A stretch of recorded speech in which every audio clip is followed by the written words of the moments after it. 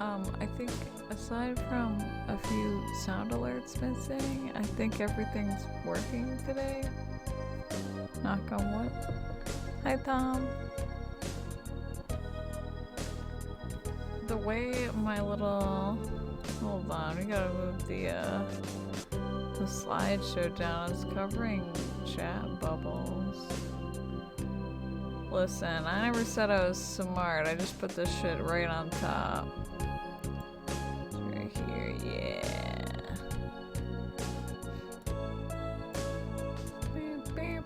There we go. You have so much work to do. But I'm pretty sure we called it last time right before we unlocked classes, so I'm a big dummy. I should have done that before we called stream.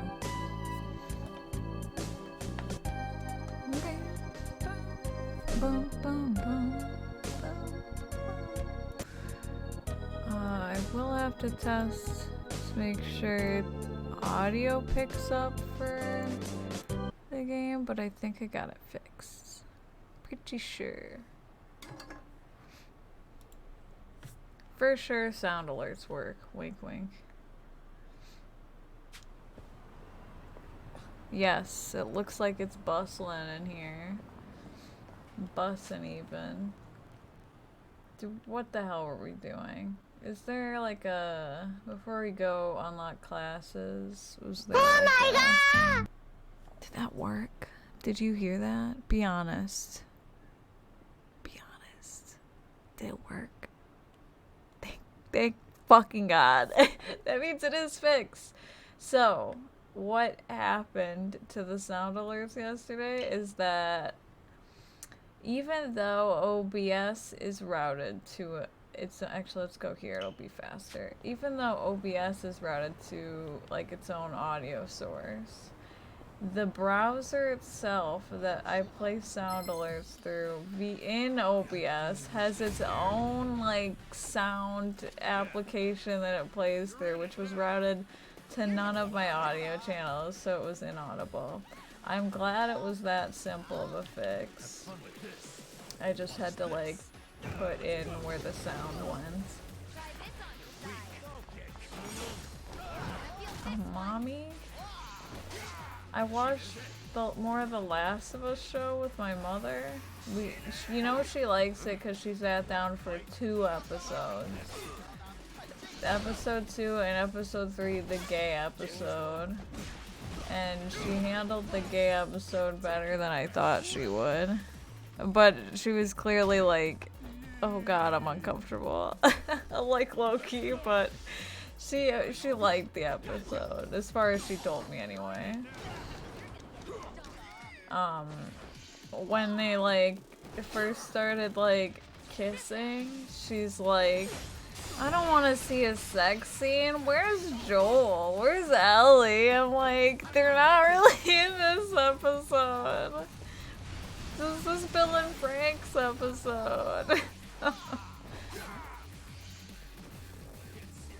Pussy, get back here. Coward!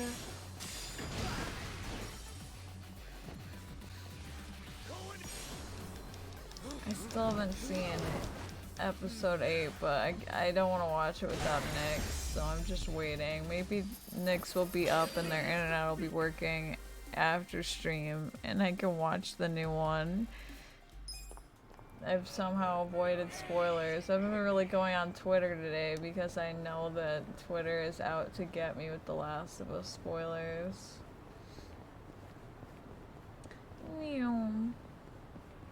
We're gonna do the sub-story first since we unlocked another one. I thought we just did that one, but I guess maybe somebody else is harassing the tree now.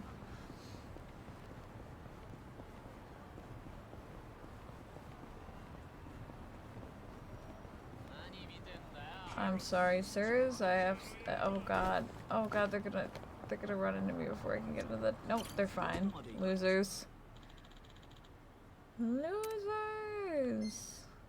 Bar district, please. I made chili today, and it turned out actually pretty good.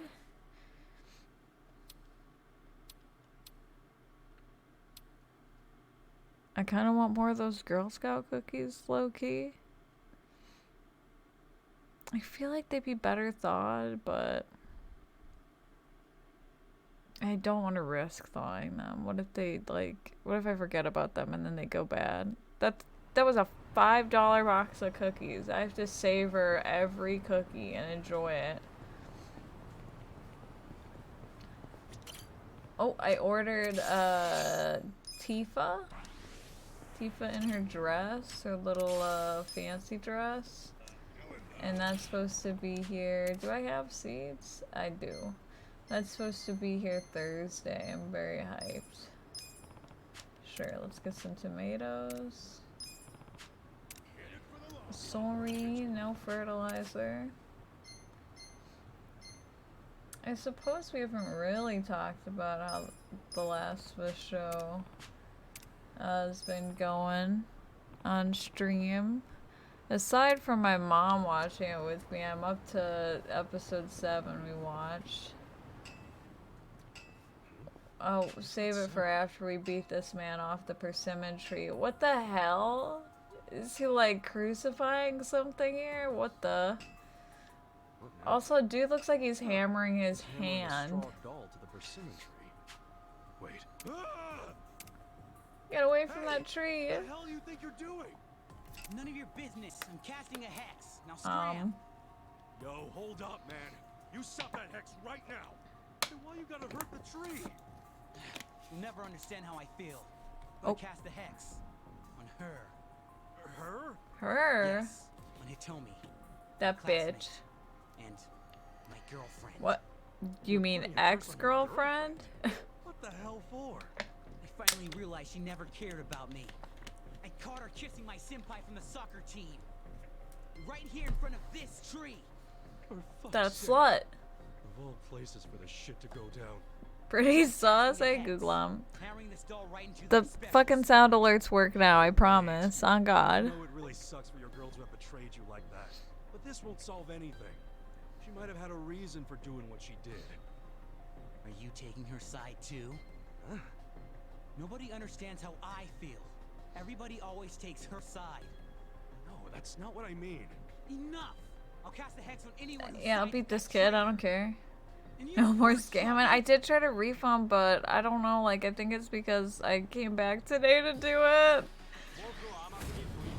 I also don't have a queue, like, I just auto-approve everything, so I feel like that might stop me from, like, refunding shit. I'm gonna see if I can award points to people or something. It's kind of annoyed. It's my channel. I should be able to make it rain channel points if I want to.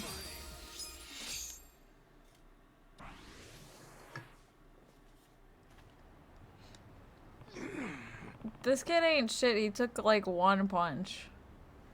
Yeah, he's dead. Get hit, Tomi-chan. Sheesh, poor guy's been played by his girlfriend. Guess I can't blame him. The way she picked up my eraser for me with such tenderness. Was it all a lie? Are they even dating? Or is he like that one creepy guy from Persona 4?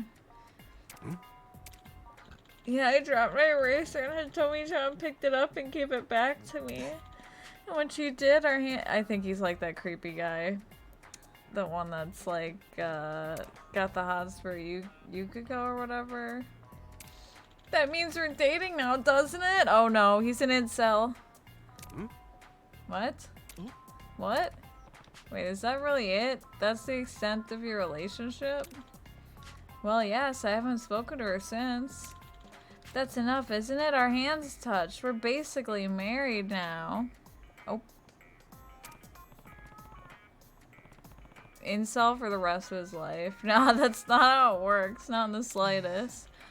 Oh, I see. You know, it was the first time a girl ever touched me. You know, I'm not shocked by that fact.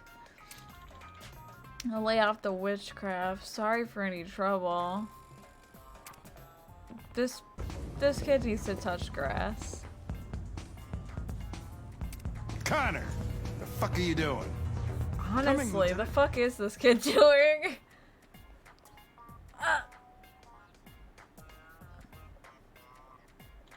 Goodbye, my love. Oh my god.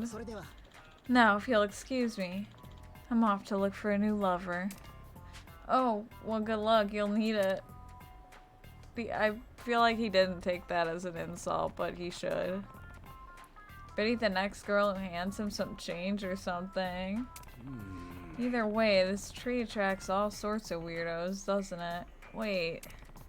There's the first one here. I would classify us as a weirdo. No offense, Ichiban. Hey, Seth? What the fuck? What? What Googlum? It's a cursed persimmon tree. Did we take the doll out? I guess so. What you up to, Seth? Right, The Last of Us. That's where we were before the tree drama. First episode, I feel like, you know, it's kind of, comes with the territory. They gotta do a lot of exposition. I love Sarah. I think her actress is perfect. I really like all the Joel and Sarah shit in that episode. I think my mom didn't mind it, which is kind of what, I don't even know where we're going. Hold on. Excuse me, hold that thought, Mr. Taxi Man.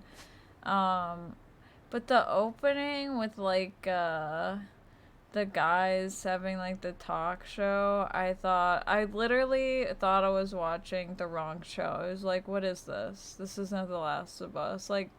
No hate, I don't mind them adding stuff, and it doesn't ruin anything for me, but I was like, why would you, delay a perfectly good opening to a story like this for this?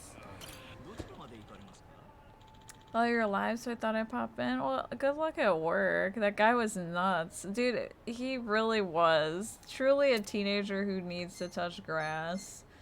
Smell some fresh air, perhaps.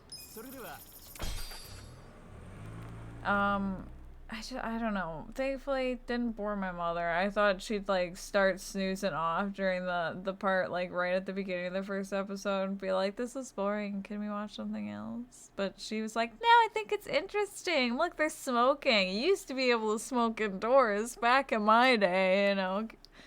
Very mom behavior.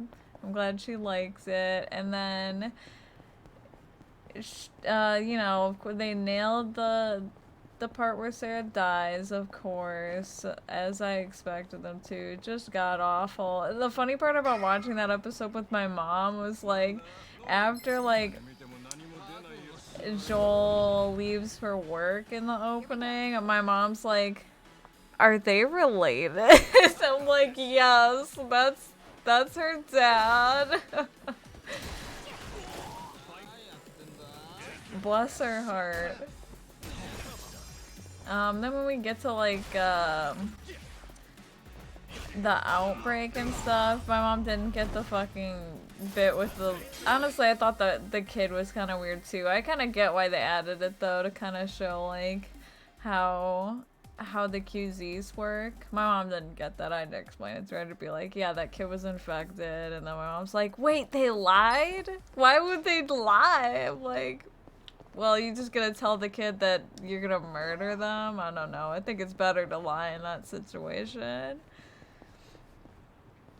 Oh, no worries. I still appreciate you hanging out. That death scene is, awful. I cried fucking rewatching it with my mom, and I've seen it, a million times in the game, and now, you know, twice, watching this show.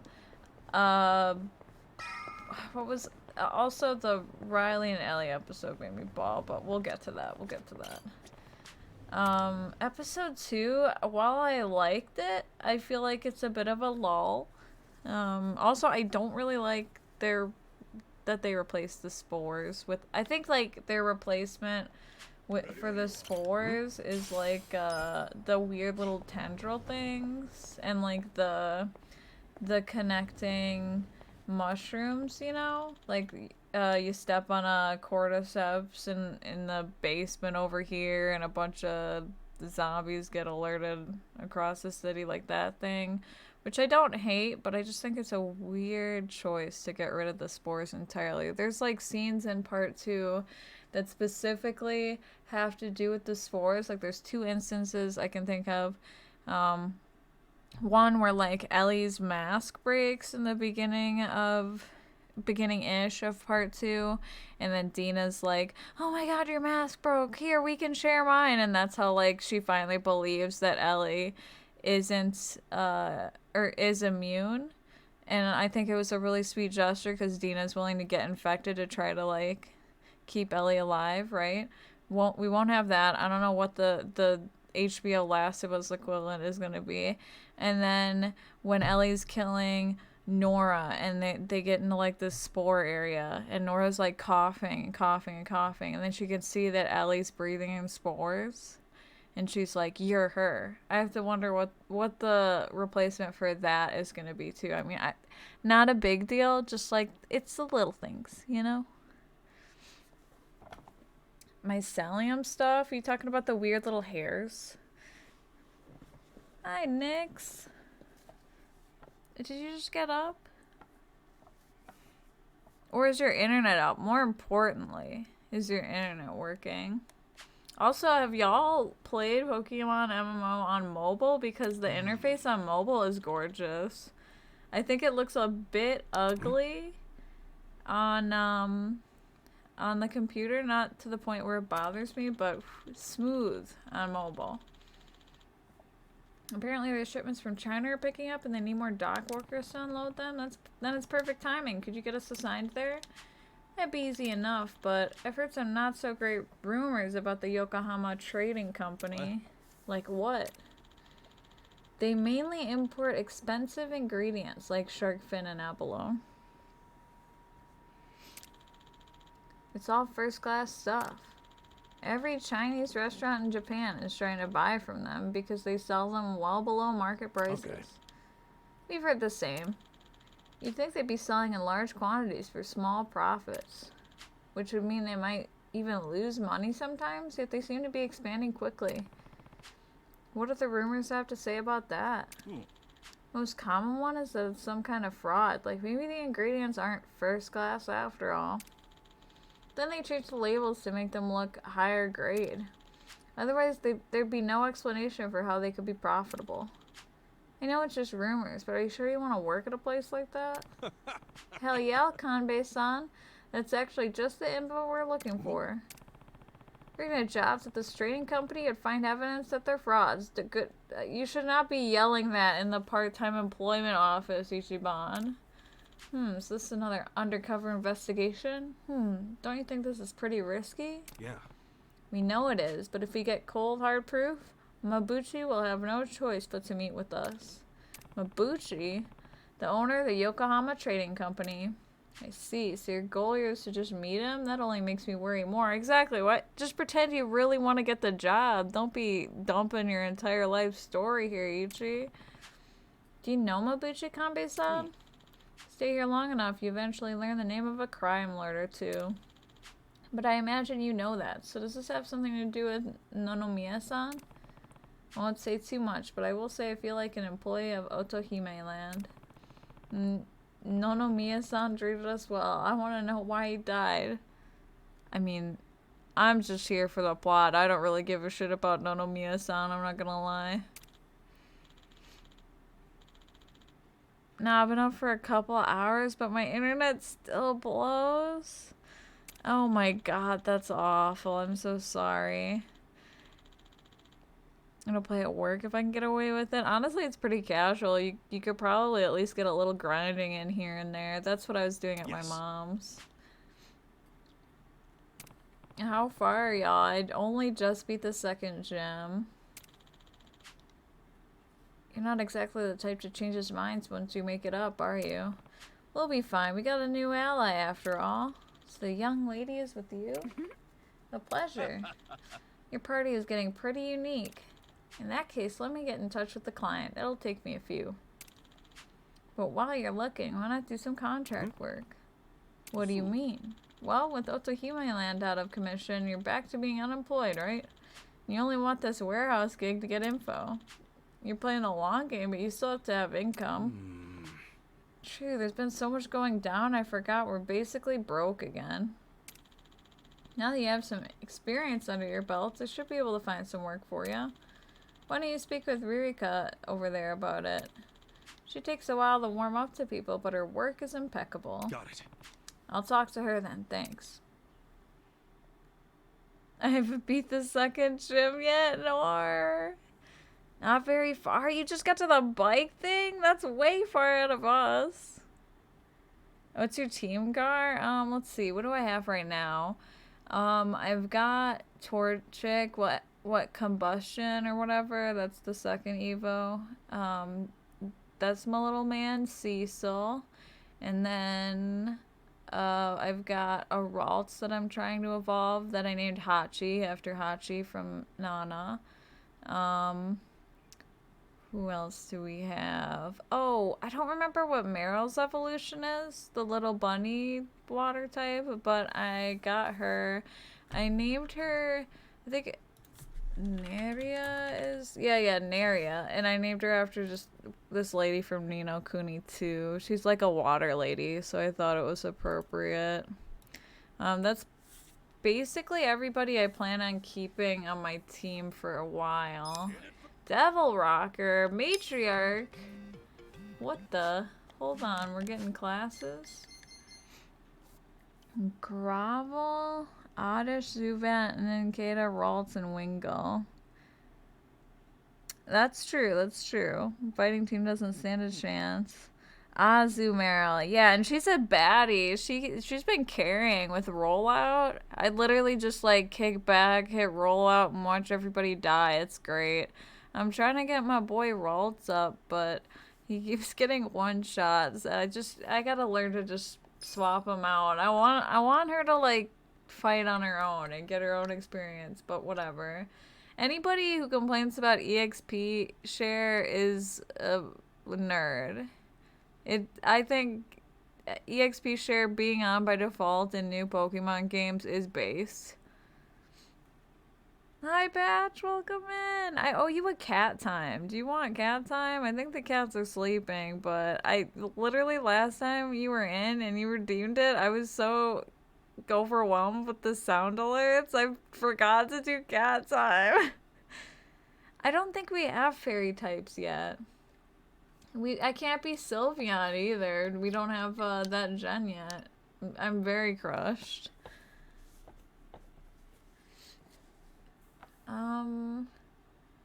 Right, we know that. I guess that's one that I forgot to look at.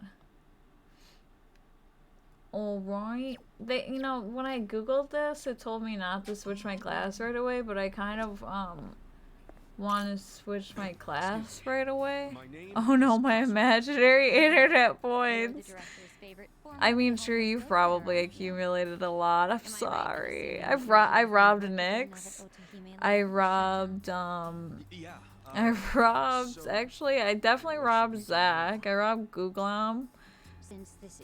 Probably, I think someone else redeemed sound alerts that were fucking broken. Yeah, and thanks a bunch. They're fixed now. They're fixed now, though. What are these outfits? Hello? Poor Nanba. Gen 6 was fairy. If you get any ghosts, let me know. I got Sableye. Is that a ghost type? I don't remember. He's in my party for now, but since it doesn't evolve in anything, I'm chucking him out ASAP. If anybody needs an Abra, I have 2. Don't let Gar hoard your internet points.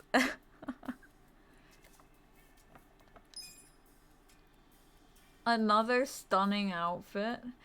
I wonder, so clearly equipment doesn't change the way we look. Does our job change our... Look at this shit. Oh my god. Hell yeah. Oh my god, I'm so excited. I bet... Ooh, I saw... Maybe it was, maybe it was our, Psycho here. I think she can be like a... I wonder what the job's called. Like an idol or something. I feel like I saw her in a cute-ass outfit once. In a GIF on Twitter, as everything is. Oh my god, I'm so excited, girly. I don't like that outfit. Idol! Ah, it's so cute! Oh my god! Oh! I hate this. What's the mask? Hello? No. Okay, I kind of fuck with this. I kind of fuck with this a lot, actually. Like, the hat's kind of silly as hell, but the rest of it, and she's got, like, what I think is a little skirt. Oh my god. Who is she? This is evil. I hate that, but we won't talk about that. What is this? Shit. Oh, the fishnets. Oh, fuck. Oh, shit. Who is she? Oh, my. I gotta get our bond up. Maybe if we eat, that'll up our bond. I think we're like bond level 4 right now, no? Is there something that'll say that? Shit. No way. I gotta look at her bond. We gotta get her social link up. I wanna get her to be a matriarch. What the actual fuck? She's so cute. Alright, well right now we're gonna switch to idol. Look at these different who is she? Mommy? It's not for me. It's cute, but it's not for me. This is just, who's out here running the fucking funeral look? Oh, they got the Haruka outfit! Oh my god! Okay, I know this is like kind of lame compared to the other outfits, but I kind of think it's cute. But it's also for that Bleach Japan, like, protest that we saw earlier, so obviously we're not gonna pick this. Okay, minus the gloves, I kind of fuck with this. That's cute. I do like this because of the jacket. I don't really like the cheetah print pants, though. Alright, we're gonna go with Haruka! Let's go. I read online not to change their class, and I'm like, oh baby, let's change everybody's class immediately. We might have to get some grinding done here, but that's okay. I'm gonna, like, jibber jabber on about The Last of Us, so it'll give us something to do while I do that. So we've got hero, freelancer. I kind of hate the bodyguard outfit. It's giving a hitman. I don't know. What's devil rock? Oh! What the fuck? Why is this? He's a baller? He's so badass. He's gonna take somebody's eyes out looking like that. Not big on the giant baggy like outfit he's got here. I kind of love this. Like, I think the shirt is kind of hideous, but I wish we could look at the alternate outfits. Because I bet they have like recolors with a better shirt. I'm gonna fucking with this. Kindness? Alright, we're gonna get to be the kindest little Ichiban we can be. I think our kindness is already pretty high. Do we have like a different outfit that's not hideous for this host? What are the... Hold on, what are our... Shit, I don't know. I wish it would kind of... Let's see. Host techniques, the stake won't collected. Okay, we can steal shit. What about the bodyguard? I kind of like this. I like the idea of making him a host class, but let's make him a bodyguard. Maybe he's got a cuter outfit under here. The fuck... Perfect. I mean, obviously, this is gonna be the fucking look. Obviously. It goes without saying, but we'll look at the other ones. We could have an Ono Michio squad, but we're not gonna do that. I don't fuck with the janitor look. I don't fuck with the funeral. I kind of, like, this is kind of silly as hell, but I do love that this is here. Maybe we'll switch to this later, but come on. We gotta switch to Kiryu. Obviously. A classic. Nanba? We're rank 9 homeless guy. Hate to give that up, but... Oh, he can be a musician? Oh, he looks kinda cute with the little vest. I gotta fuck with it. Okay, so, like, Nanba's kind of our healer, and I have to... One thing I'm a little... since this doesn't describe like his healing skills, I'm thinking that maybe it'll be okay and we'll be able to like carry those over to our musician job. I'm hoping. Oh my god, he's a badass. I think I had him as a chef eventually. I want to. What's the chef? Oh hell yeah! I would not go with the green drip, but I'm for it. Hi Nara, how you doing? We just got glasses. I'm so fucking excited. Oh shit, there's more? That's it. Okay, we're gonna... I guess we'll run musician right now. He's got... This looks so fucked up. We chose the Kiryu drip. I can't do some Majima drip for a non-bud. It just doesn't look right. The rocker, like, class for, I can't believe I can't think of his name because he's literally, like, Adachi, right? Yeah, that's fitting. That's very fitting. The nurse outfit looks awful. I'm sorry. Okay, I wish they didn't have the eye patch because of his glasses, because I think this is a lot more flattering than, like, the Majima outfit. I guess I was wrong with the recoloring of the musician outfit because this is dog shit. I guess. Oh, this poor bastard. I wish we could just give him his default drip. He's hideous. Look away. You have 141k? Well, damn. I guess you don't need a refund badge. You're dripping in points. Enforcer? He looks good as the fucking Devil Rocker class. Hello? I really wish we could see, the alternate outfits for those, because they probably are pretty powerful. Fortune teller, eh? What have we got? Okay, Funky Fresh. That describes Adachi perfectly. He just might be Funky Fresh. I'm kind of tempted. Let's see our outfits here. I really hate the fucking breaker outfit. Oh shit. Wait. And Nanba's a breaker too? I mean, obviously, you gotta bust a move on everybody. If you don't let me suck your dick right now. On the little Ono Michio. You know what? I might fuck around and put that shit on him. Oh, this looks so wrong. It's another one. You like the potato? It's an orange face. Thank you. This is his cop outfit. This is what he gets for being a cop. He is forced to run around with this on his head. Alright, well now that my party is gonna get absolutely eviscerated because I changed everybody's class. Perfect. There's no limit to the number of times you can switch, and you can always resume your previous job too. You may even want to try a bunch out to see which one feels right for you. Jake? Nice.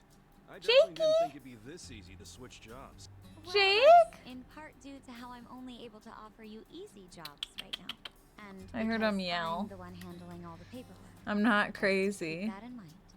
Sure. baby. I'll remember that. Are you And that'll okay, do it, I baby? think. Why are you crying? Now, Are as you for that lonely? part-time job Everybody at was Yokohama Trading napping when I Company, started which you and the stream. director spoke about. They heard commotion and were like, why are we not about me? Really? Yes. They'd like to start you straight away. But right now, even. The warehouse you'll be working in Fuck. is north of Hamakita I have to Park. grind. It's I not exactly genuinely think we walkable, have to so grind I'd to get recommend like taking the value train. out of these classes for a bit. Thanks for Not for too We'll be back long. when we need to change jobs. Looking forward to it. A dominatrix? There was a... Glad you were so What was excited. it called? Matron or something like that? She had fucking fishnets on. That's my goal. I want to get her in that. But right now we got her as the idol class. I bet the alternate palettes to that matron outfits. Oh, they're probably so good. when we were talking about The Last of Us, I think we left off on episode 2. Honestly, the most notable part about that episode is I don't understand. What are we supposed to kill over here? I did do some of these. Let me see. I'll look on here. Because I think maybe doing some of these part-time hero grinds might be good. Just for, like, getting some experience. Category snipper? Okay. This guy? How can I see their location? Oh, here we go. Izazaki Road. Okay, let's pull up the map here. Izazaki Road. Oh, so like over here. Perfect. It's nearby. We should also probably get something to eat. Meow. Excuse me? The weirdest part about episode 2 was the weird infected kiss. Like when Tess, I guess The Last of Us spoilers, but I should have said that before I got like halfway into episode 1, but whatever. When Tess dies and she's like struggling to light the oil to like blow the place up. Oh, y'all are not who I need. I probably shouldn't auto battle. I'm a little worried that I didn't even check everybody's equipment. Oh no, this is not good. Enemy area? Okay, let's go for it. When she dies and the infected, like, comes up to her and, like, takes its nasty little tendrils and, like, puts them in her mouth, I'm like, what? I could have lived my whole life without seeing that. Like, I don't know why they added that. That was really weird. I think, like, now that I've unfortunately seen it twice, I feel like, maybe what they were going for is, like, the infected, like, connecting with her little, like, tendrils that I'm sure she has to, like, I don't know, make her turn or something? I don't fucking get it. I don't think there's any reasonable explanation for this. I wonder if we have to get new equipment now that we've swapped classes. I should probably make my way over to the equipment crafting lady. Or at the very least to a shop. Beautiful. Moving up in the world. Nice. Yeah, now that I've seen it twice, it was worse the second time for sure. And then episode 3, one, my mom was fucking crushed over Tess dying. I felt so, she literally, after we finished the episode, I went to get my laundry and like switch it over because I was doing laundry while I was over there. And she's like, I can't believe they killed her. I didn't think they would do that. I thought they were gonna like spend the whole show together. I'm like, yeah, sorry, Ma. And she's like, I'm so upset. I had to take an anxiety pill. I'm like, oh my god, I'm sorry. I'm so glad that she cares, I guess, enough about the show to get, like, all worked up, but I feel so bad. I'm like, you don't even know. You don't even know what's coming next. It only gets worse from here on out. What is this voltage shit? Oh, I forgot to look if we still had healing abilities, but we probably do. I don't think we'll get our AoE out, but it's fine. No, we got stuck on the pole. How embarrassing.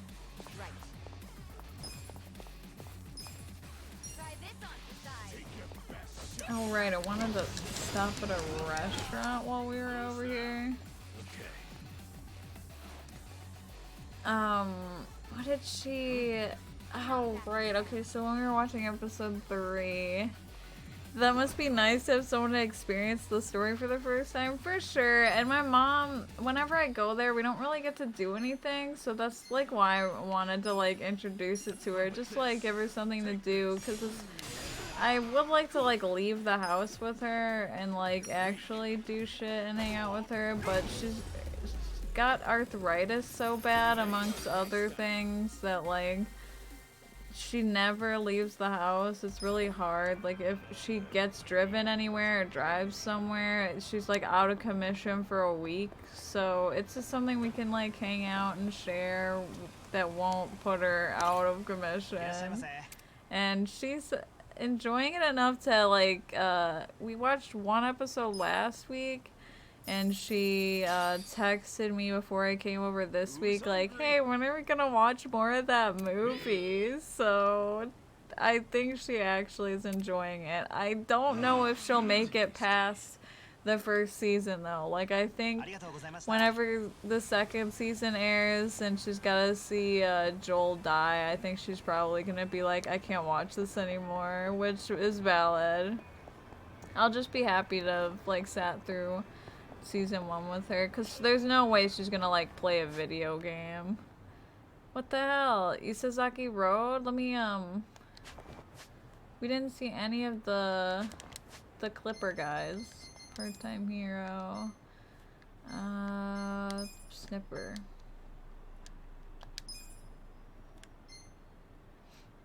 Yeah, Isazaki Ijinko Road. Okay, am I crazy?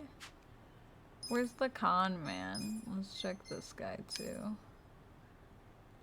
Red light district? Can I not read? Like, am I illiterate or what's going on there?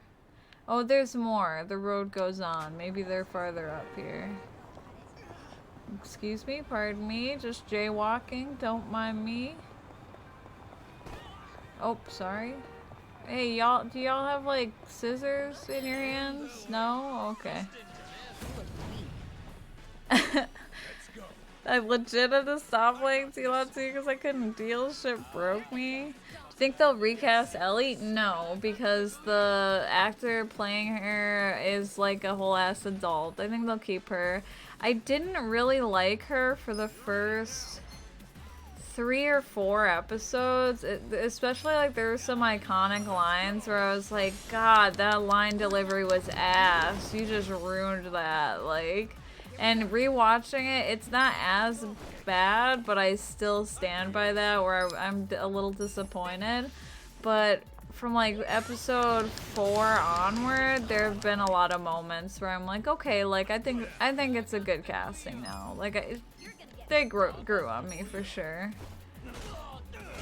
Like the only moment in episode 1 where I was like, that's Ellie, is literally when like there's like a moment when Ellie meets Joel when they're like in a building looking for Robert, and she like runs out of the room trying to attack her. The yell that she did sounded so Ellie. And then every line delivery after that, I was like, this is fucked. I hate this. She's super British to me, but she does Ellie really well. Yeah, she's grown on me. Especially episode 7, she did really well. Trying to think. So episode 3 opens up with Joel and Ellie, and then when it switched over to Bill and Frank, first of all, my mom's like, wait, is that Joel? Like, was her watching Bill? And I'm like, does that look like Joel? And she's like, I don't know. I'm like, no, it's not Joel. This is a different guy. We don't know this guy. And she's like, oh, okay. And then when we meet Frank, she's like, is that Joel's brother? I'm like, does that look like Joel's brother? And she's like, I haven't seen him for like a week. And I'm like, well, that's fair. I don't remember what he looks like either. But no, that's not Joel's brother. And she's like, okay. And then like, I was nervous for this recipe. I'm reading the text as I'm talking. bear with me. I was nervous for this episode because my mom's not homophobic, but I think like many older straight people, she doesn't really know how to handle gay people existing. So I was kind of like, is this gonna be awkward? Is she gonna make it weird? I hope she still wants to watch the show after this. Like, Probably inspired by let's go away from the enemies so we don't get interrupted. Good taco. And when they started like eating and I'm sure they're good, but in the house, shit! Don't interrupt me! Don't interrupt me. I think you might be confusing Mexican tacos with octopus taco. Okay, good. Sorry if you get interrupted, they get annoyed apparently. She's like, are these guys friends? Those two guys are just really good friends. You joke, but I saw somebody on TikTok complaining that their mom is convinced that Bill and Frank were friends. I'm like, that's like next level homophobia. You're really scared to see gay people, huh?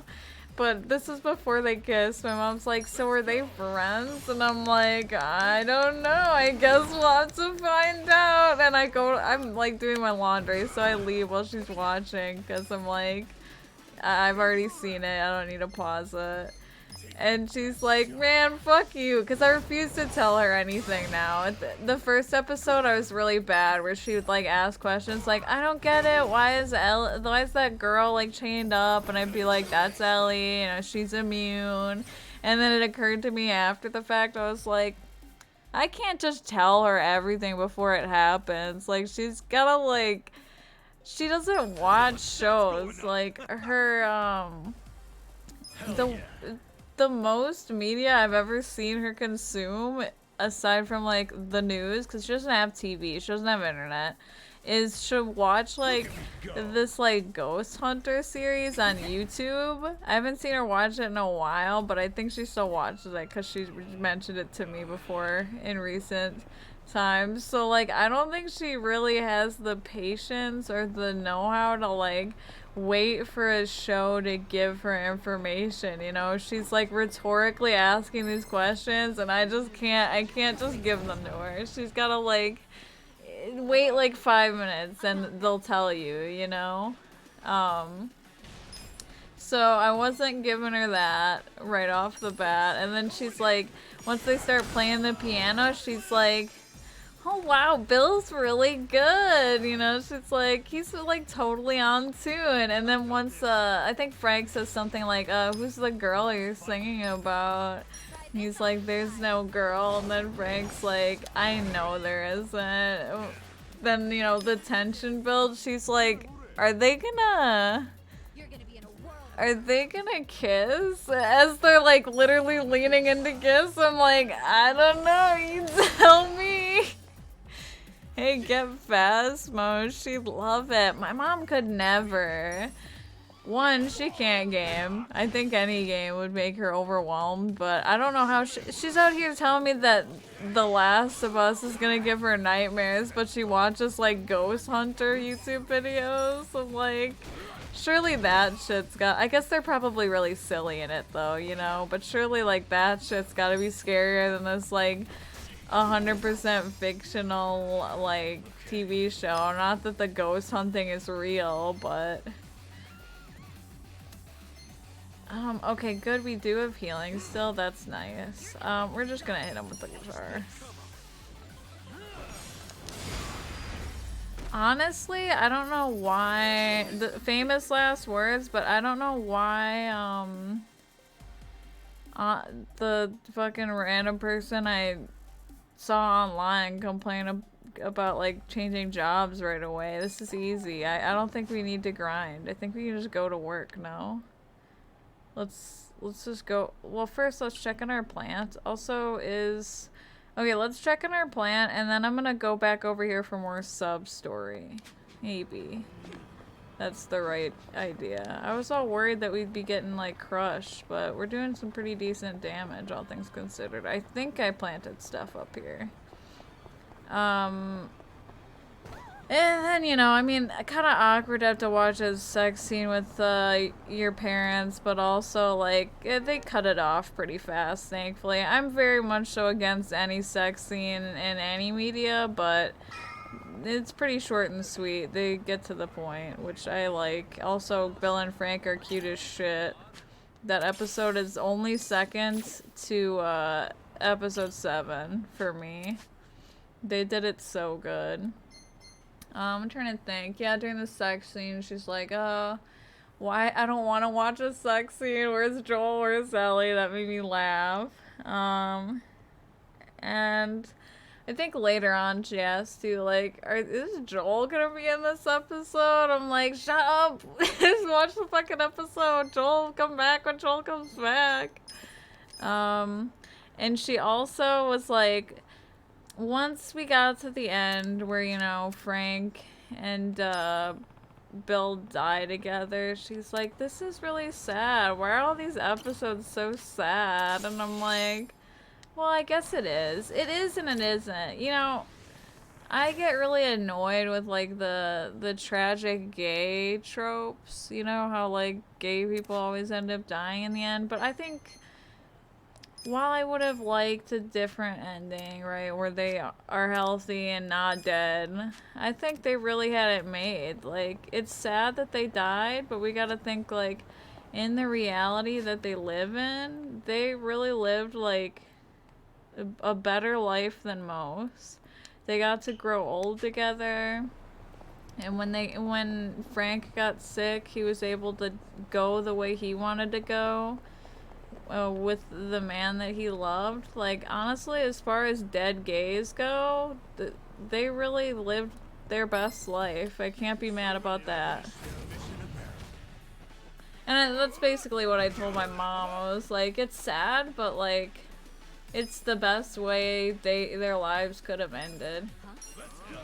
I like both versions of Bill and Frank. Like, obviously the game is a bit different. I kind of assumed they were involved in the game, even though Frank seemed a bit like he kind of hated Bill. I feel like their relationship was just a bit more, I don't know if I want to say vindictive or something, confrontational. It's gotta be hard to live in a city with one other person to hang out with, you know? But I think I like the show's Bill and Frank better. Also, I forget the actor's name, Mr. Ron Swanson. He was the perfect casting for Bill. I adored him. Also, the letter that Bill wrote to Joel, it was like something along the lines of, I never really liked you, but I do respect you. I liked that. That made me laugh. It was very Bill.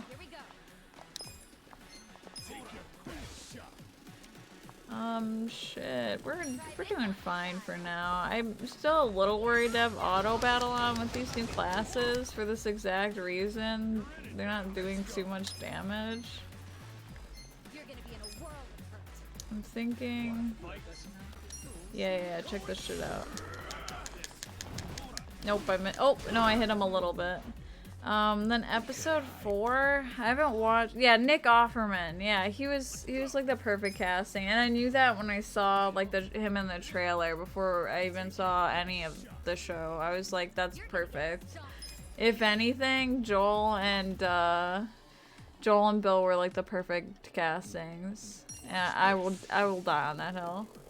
Episode 4, honestly, we haven't, my mother and I haven't watched that yet. I watched it with Nyx, and I don't mind it. It's good that it's shorter, though, because it's like, kind of like episode 2 in the sense that it feels like a very transitional episode, where there's not that much that happens, but it ends on a really good, like, cliffhanger where they introduce, Henry and Sam. I think they do a little bit with the, like, raiders that like jump Joel. I think they kind of start to introduce the narrative that like this chick like wants Henry dead for basically ratting her brother out, but I'm kind of like playing the world's smallest violin for her. Like, I don't really give a shit. She's kind of like comically evil. I guess the actress is alright. Nothing really to remember. I don't even remember the girl's name. And nothing terrible. Like, it doesn't take away from anything, but I am kind of like, am I supposed to care about you? Oh. I do like the change that they did with Sam being deaf. I thought that was interesting. And I thought that going on to episode 5, Ellie and Sam's relationship was very sweet. I feel really bad for Ellie. Like, she never gets to have friends or be like a normal kid. I mean, obviously this is something we see in the game as well, but something to think about while we watch the show, you know? My mom, honestly, she's gonna be like, oh, that was a really short episode, and then the next episode she's gonna be like, why is this show so goddamn sad? I know she's gonna love Henry and Sam. What the fuck happens in 6? Oh, 6 is where they like, they go to Jackson and see Tommy, and then it ends with Joel getting hurt. She's gonna flip when that happens. I'm really excited to get to 7. 7's my favorite, and given that she handled Bill and Frank really well, and her like major complaint was, where's Joel and Ellie? I want to see what's going on with Joel and Ellie. I think she's really gonna like episode 7. And also be like, why is this so sad? Why did they have to show this to us? But it's good backstory for Ellie. I liked seeing in episode 7, we didn't get to see Ellie at school really at all in the show, so that was neat to see, or I'm sorry, in the game. It was neat for them to add it in the show. I love just seeing Ellie be like a little cranky teenager and be an asshole to her peers. Honestly, well deserved. That chick sucked, but Sam was so good. I loved him. Yeah, for real. The best part about episode 4 is the cliffhanger with them, because that episode just is such a whatever, nothing really happened episode. I was so hyped at the end of it. I was like, is it next week yet? I haven't seen episode 8, so I know it's gonna tear me apart though. That's gotta be the David episode. It's a good thing there's only one episode after that one, because my mom is going to be extremely upset. I'm assuming it stays pretty true to the game, and it's probably gonna be extremely dramatic. She's gonna need a lot of anxiety pills after that one, I'm sure. Man, I wish her attack was a little better. Maybe it's the I've meant to check their gear, because he used to have like a baton equipped. Now he's got nothing, probably because he's got like his little breakdancer class going for him.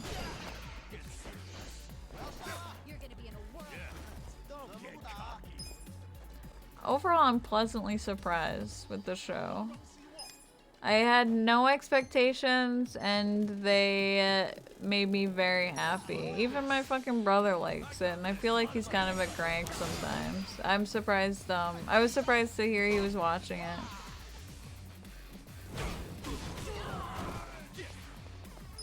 For some reason, Zach's bit when we went to get cookies from my brother's place today was what did they start with? 3 questions. Do you think Ronald McDonald is an underappreciated property?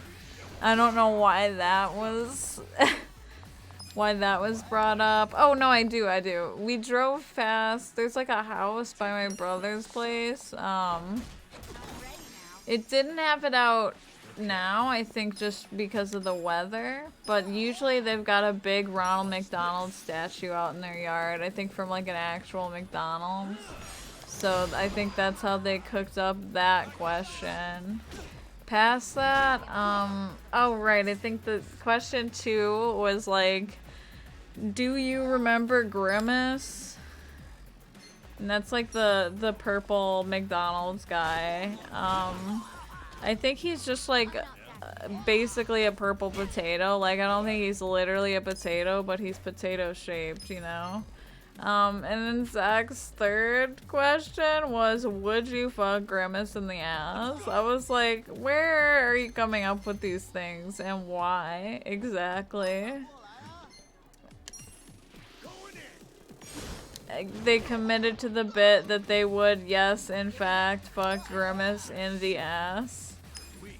Don't believe them for the second. They would never. Oh my god, what a very topical emo. Would you? No. Would you? Oh yeah. Damn, this man never dies. I keep forgetting there's a block mechanic. I remember when I was reading up on classes, I saw that and I was like, shit. I think it's circle. I think if I press circle when they attack. Yeah, you get perfect guard. Me ignoring game mechanics. My best quality is that I just pretend that I've never learned anything about the game because I forget everything immediately.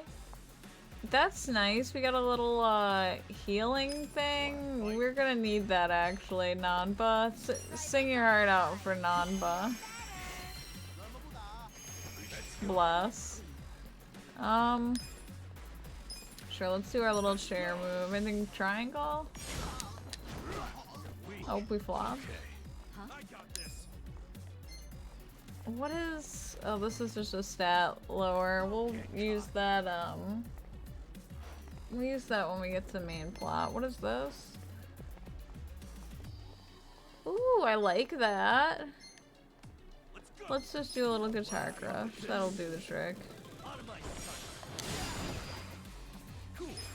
And give them the old 1-2. Let me check their equipment before we go.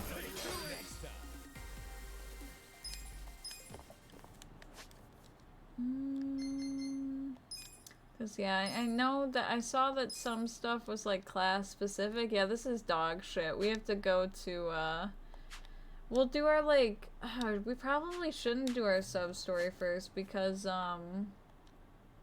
there's gonna be for sure a fight. Where is the love magic? No. What was it? Romance workshop. Okay. It's like I'll be lazy and I'll pay for the taxi ride. I kind of want to go around. I'm sorry. Now that I realize that we have doggy doo-doo for equipment. Whoa, is this man alive? Hello? It's just a drunk? Damn, I'm sorry for caring about somebody. Oh! Turn around again. Hold on, this is stealth mode? Be cool, be cool. Flawless? No, no, you don't see me. If you think you see me, you're wrong. Who's this? Oh, they're on a date. I don't think there's any new movies because we just went there. Otherwise, I would. Let's go one down. Where are we currently? Oh, here, red light district. Perfect. I still have to make a little border for this fucking game because for some reason game capture has the black border around it. It's really hard because it wants to like stick to the sizing of the window, if that makes sense. So it'd probably be better to like design some sort of overlay or something. Go into options? Huh? What? Not yours? Your internet didn't come back? See if there's an option for screen size. Oh, and here, I'm in full screen right now. Hold on. Can I, show sidebar? Don't mind all this. Edit. Oh god. Options. Capture, advanced, no. Sharing, no. Updates, no. I beat the game and on the PlayStation. Oh, hold on. Hide sidebar. Game settings? Probably... No, they don't have like video settings. Maybe it is game settings. Can't say that it do. On screen brightness, but that's just gonna be screen. It's not that big of a deal. I just have to go. It's also stop using El Crapto game shit HD software. It's fine. Y'all will live. It's just a little black border. How the hell else am I supposed to look at my Elgato game card capture? I don't like the... There's like a newer version of the software. I don't really fuck with that. I don't like the way it looks. Big brain patch over here. Too good for the Elgato software. I guess we probably will have to fight them. Son of a... Add source of video capture. I don't think that works. Like, I think the reason that I used the game capture software is because I had issues getting it to work through a source. I 100% guarantee you I've done this before because I ended up downloading it because it wouldn't work under game capture.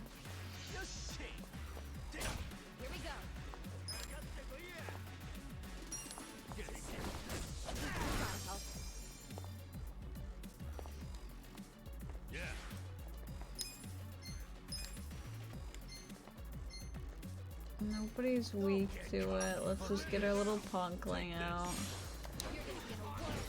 Here, buy my free CD.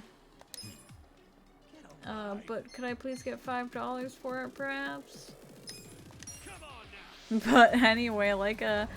Right, I know. I've tried to set it up like that before patch. It wasn't really working. That's why I ended up downloading this.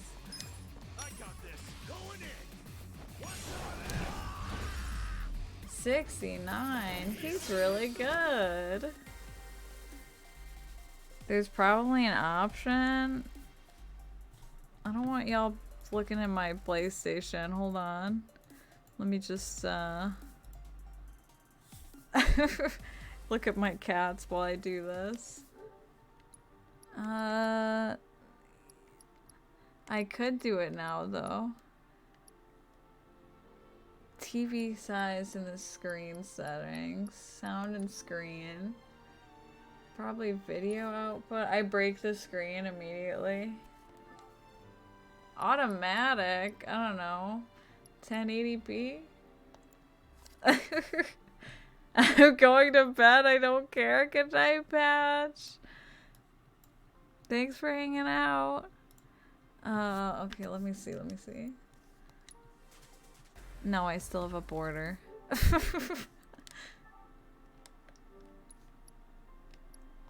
720? It's apparently called display area. Okay. So I'll go back to automatic. So be it. Display area settings. Let's go. What the? I found it? Why? That's crazy. So it like stops letting me enlarge it when it knows it's full screen. So riddle me this. Why wouldn't it just be full screen by default? Look at that. Beautiful. Flawless. Perfect.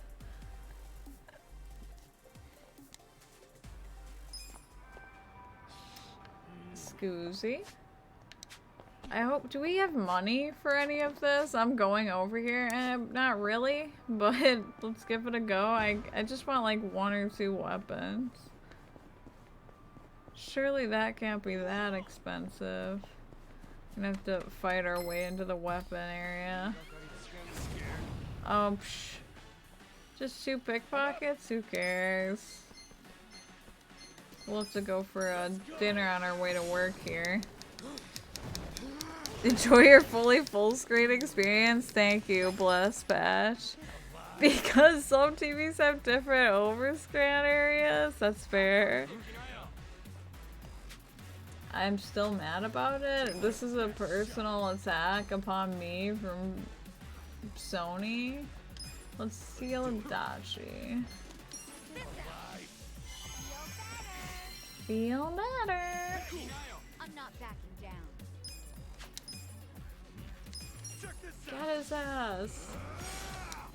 Oh, she flopped? He still got immediately eviscerated? Like, who's gonna fight with a wooden katana? This is just embarrassing. Excuse me? I'm going the wrong way, apparently. Embarrassing? Oh, it's right here, duh. Knock knock, hello mother. What's the- where's this outfit for Psycho? This is cute as hell. Craft weapon, perhaps?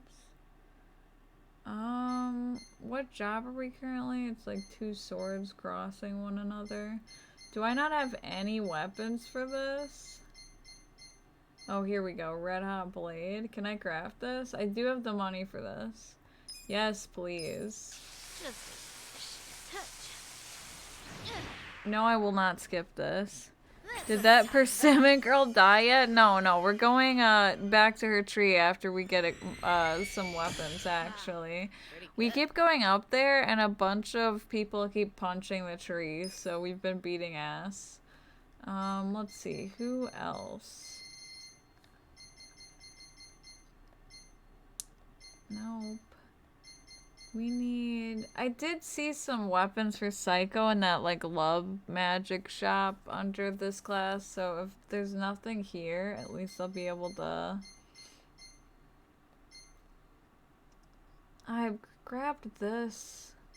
I made one of these for, what's-his-face, but I don't think we have unlocked host yet, so that's a bummer. We can get this for... Oh my god, this is so expensive. It's for the best, though. Let's make it. I won't skip this. It's for my health. Mentally, I'm great. Garden's growing in my brain right now. She brightens my life. Bastard soda? Plus 66? Okay, well, fuck going to the store.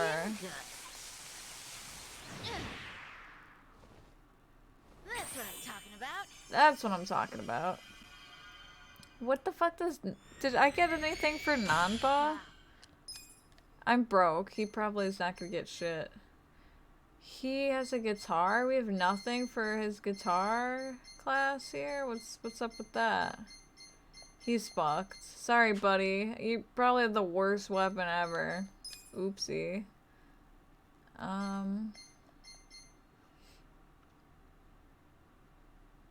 I probably shouldn't put money into this, but I grabbed... Yeah, I grabbed this. This, I think, is host. Stone orb. Hold on. Let me equip... Oh, God. Let me equip everybody. Oh, that looks badass. Do I have any other... Anor. It puts his magic down. I'm okay. Up healing? This might be good for, Nanba. Work overalls, ups healing.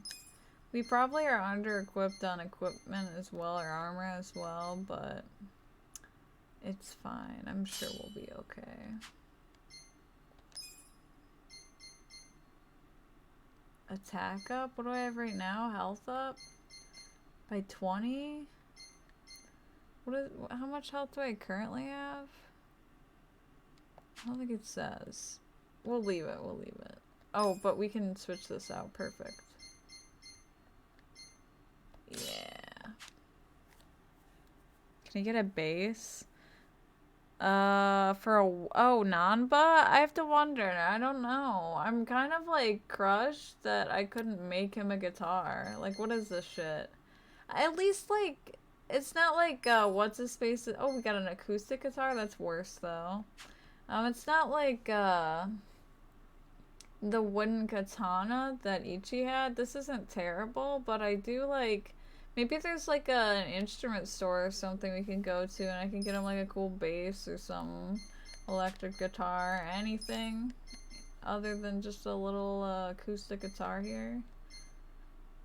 I want his healing up. What was that? Thick parka? Oh, it's all around better for him anyway. That's good.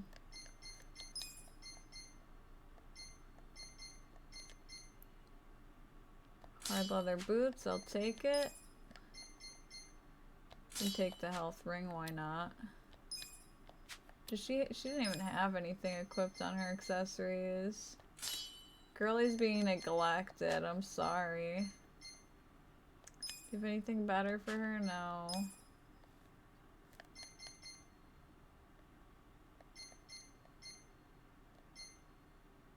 No, we'll leave it, we'll leave it. Fuck this lovely microphone. Look at that. Beautiful. A giant, what is this? This is some Kingdom Hearts shit. What are the sea salt ice cream? Oh, that would be cool. Music store. Yeah, let's see. If there is one, it'd be marked on here. Thankfully, Nampa's guitar is good as is. I'm probably too poor to buy anything nice. This is the pawn shop. This is mostly has stuff you can equip to Psycho, I noticed. It's like a cutesy like maid outfit. I don't think this is gonna be anything. Hey Ian, what's up? What are you up to this evening? Let's see. No stores over there. You would think they would have something like that, but maybe they just kind of throw it into the other equipment stores. This guy needs me to bring him pocket tissues, which usually I'm like, I see everywhere, but now that somebody asked for it, I haven't gotten a single one. I think I turned down some earlier when we were playing too, so I kind of feel like Boo Boo the Fool. He's stuck in the bathroom and needs someone to get him tissues so he can wipe his ass. It's been days. He must be feeling pretty crusty over there. So if I see anybody like bowing and sticking their hand out, I should probably talk to them.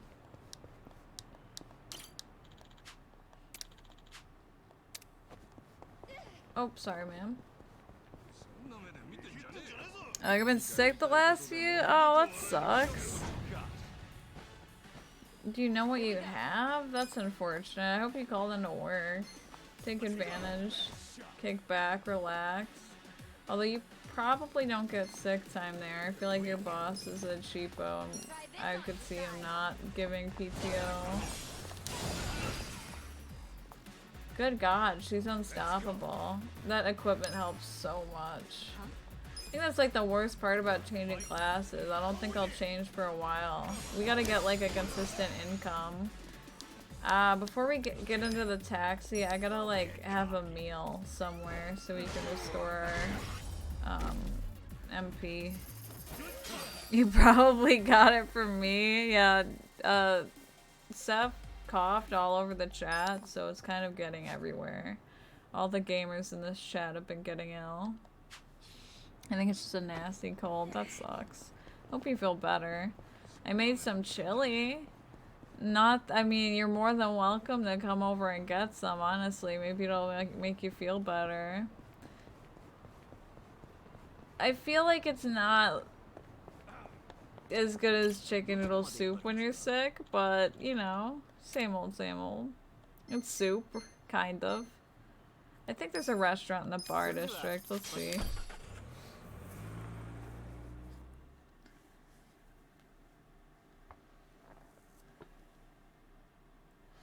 Oh, I finished an audiobook like earlier this week. I'd say Wednesday or Thursday or something. Maybe I'll stop by tomorrow. No joke, I'll give you some. I always make way too much. Just give me a heads up so I can get you a bowl ready. What was that? Oh, I finished this audiobook, right? It went so hard. I'm shook from it. I'm trying to get my friend Rachel to listen to it so I can have somebody to fucking talk to about it, because it's gay, so I can't is this not the door in? I'm walking into a wall. Is this the door in? Ma'am, excuse me. Hi, I'll have your finest dinner, please. Sure, that'll do.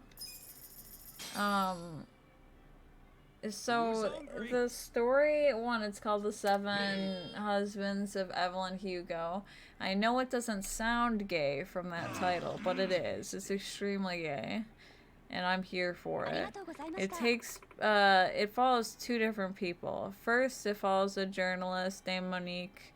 She works for some like publishing company and ended up like getting divorced recently, so she's dealing with that. And some big name celebrity, Evelyn Hugo, reaches out to her. Are my plants ready? Poggers. I don't know what we do with these, but I'm gonna keep growing them. At the very least, we could sell them. I think we can like cook and craft. Not that I've done much with that. Evelyn Hugo reaches out to the publishing company, specifically asking for Monique, even though Monique is kind of like a smaller even though Monique is a smaller writer, so like her boss is like floored that this like big name celebrity is asking specifically for her to write an article. And originally, as far as they were aware, the article was just gonna be about Evelyn like selling all of her like big fancy dresses. She's old now, so she hasn't been in work for a while and what have you. So everybody's all jelly that Monique gets to interview this big name actress lady. Well, the persimmon looks all right. Oh. I wonder how Kanako Pause for sub story. I hope her surgery went okay. Kasuga-san. Huh? You're Kanako-chan's father. How's Kanako-chan? Is she dead? The surgery go all right? Oh. Huh? No, don't tell me. She passed away? Kanako, come here. Oh, thank God. I think last time we saw her, she was in a wheelchair, Wait, she's all so... better now? She is. She's scared? She used to always stare out the window with such a hopeless look in her eyes. She's right there. These days, that look's been replaced with a smile. Her surgery was a great success, and she's even up on her feet Wow, again. poggers! No way! That's great! She wanted to come say thank you. To me? Thank Who, you, me? Kasuga-san. You protected the persimmon for me. I think this is a No, you don't conclusion. need to say thanks. Glad to see she No, didn't I die. had a lot of fun watching you. Fighting a sumo wrestler, getting shot by a toy gun, comforting that witch boy. I wouldn't say I comforted him. Beat his incel ass. And it made me realize there's so much to There's see out so there. many freaks out in the Gave world me for the you to hope to see. keep going. Oh yeah? Guess it was all worth it then. There was also a part of me that wanted to skip the surgery just so I wouldn't miss out on the drama. Hey, good thing you didn't. I'm just kidding. Well, it's nice to see you happy. I should also thank this tree. I'm still here thanks to this persimmon. Yeah, you're right. Well, what do you say we eat it? Huh? You want to eat it? You don't need it anymore, right? Besides, look how good it looks. You wanted to eat That it is this gonna whole be the time, worst haven't persimmon anybody's ever eaten. Guarantee it. Hang on a sec.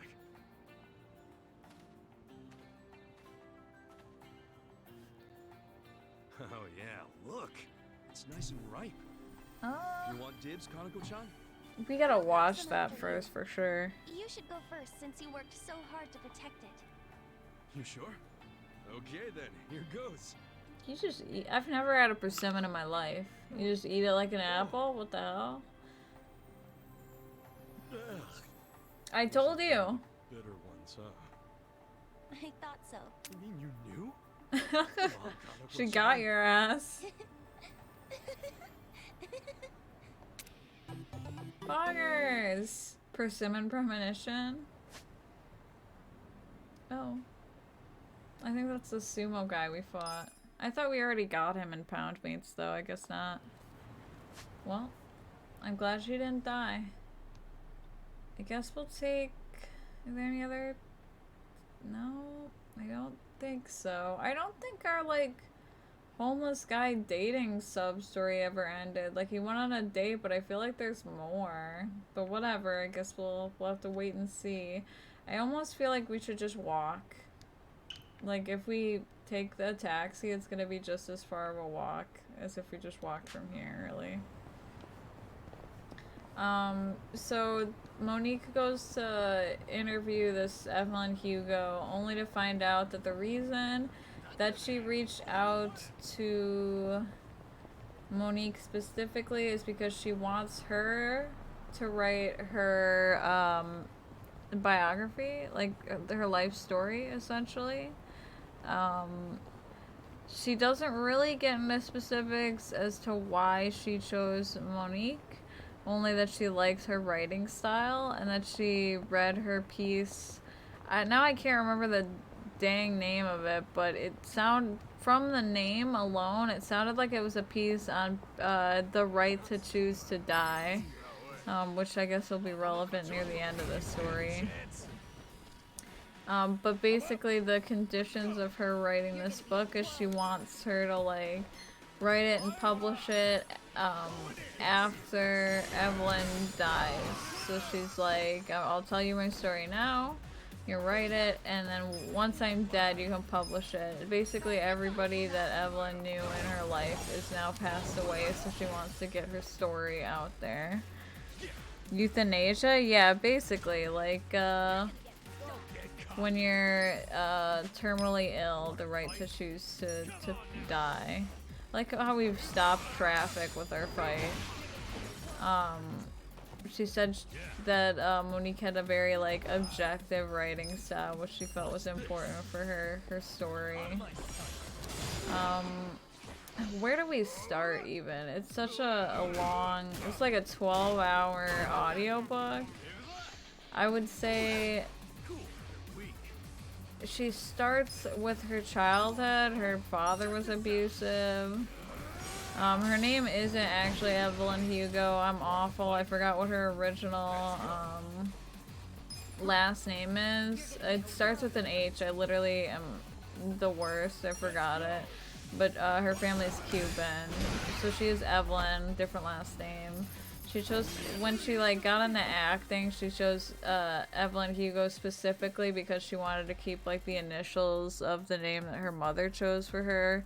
Her mother, I think we start the story with her mother having died because her mother died so early into her childhood. She doesn't remember her too well, only that she had, like, a passion for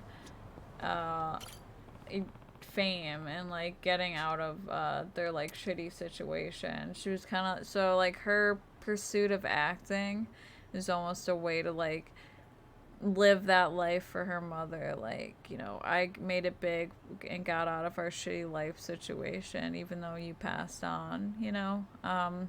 Her father was abusive, I think, just physically, if I remember right. Again, this is like the beginning of the book and I started it like a little bit ago. When I listen to books, it's hard. Like, I almost want to go back in for a second listen because I can't, like, stop and take notes. And I listen to it when I'm at work, so sometimes people totally interrupt, like, my flow of, like, enjoying myself and listening to shit. This was, like, the perfect book for that, though, because it was, like, a modern, fairly grounded story.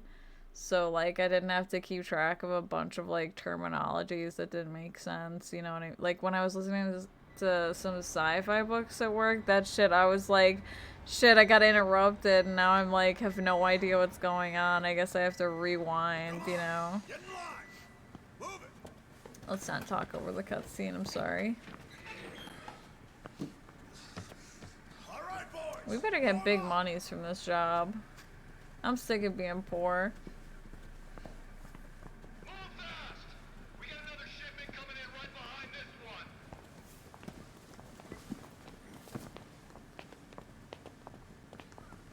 Where's our uniforms, please?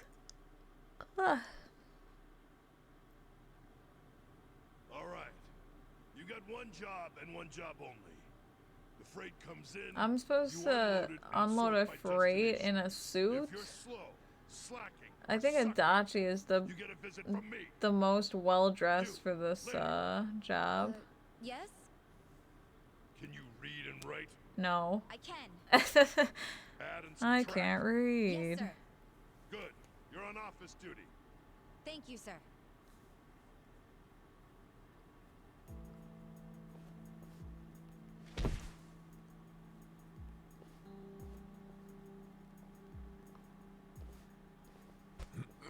No way. Dude, you're gonna blow your back out, Adachi. My dude did not watch the safety training videos for this job. What do you think, you're a forklift? What is wrong with you, bro? No, don't encourage him. He's like, yeah, you know, I learned in the force you're supposed to put your whole back gussy into lifting. If it doesn't hurt, you're not lifting, right? OSHA violation. More than anything, he's violating his own health. Don't put your legs into it at all. Why does Saiko get the desk job? I don't know, because she's a girl. Oh god, I think he's hitting on her. Why else would they just be huddled up in the office talking like that? I can do math too. We know, Nanba. You're very big brain. Hey, why don't we see what's inside these boxes? Sure, why not? A little peek can't hurt. What the hell? They're shark fins. The expensive kind? They look No, like, the crappy ones. How would I know? you know, corn. I don't know what they're called, but like the leaves on corn. This is You dried know, abalone. the flaky looking That's ones expensive. Never had it myself. when they're out in the field.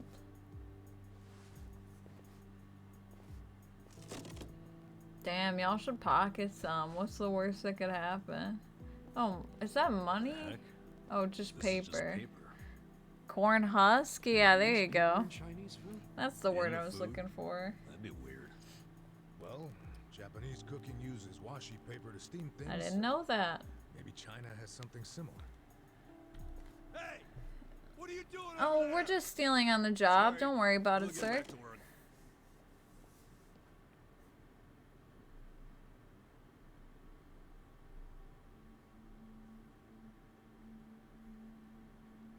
So listen, after the freight's unloaded, a sales rep Okay, I will tag stand you with the corrected. I don't know why. A sales Social rep. distancing, From the company please. that sold us Take the like 3 product. steps away from It'll her. be your job to process the invoice and get them paid.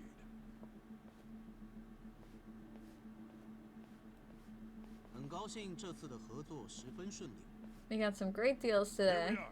This is the invoice. Hold on. I never said I could read Chinese. It doesn't matter. You can read the total, can't you? This is how they get ya. They Money's in get the girlies safe. working Self-explanatory. on The Office who can't read Chinese, so they can't see what's in the invoice. I'm telling you, that's how they're running their scams. Thank you. You'll love when I'm shipping in next week. That was... How much was that in yen? About 8 million.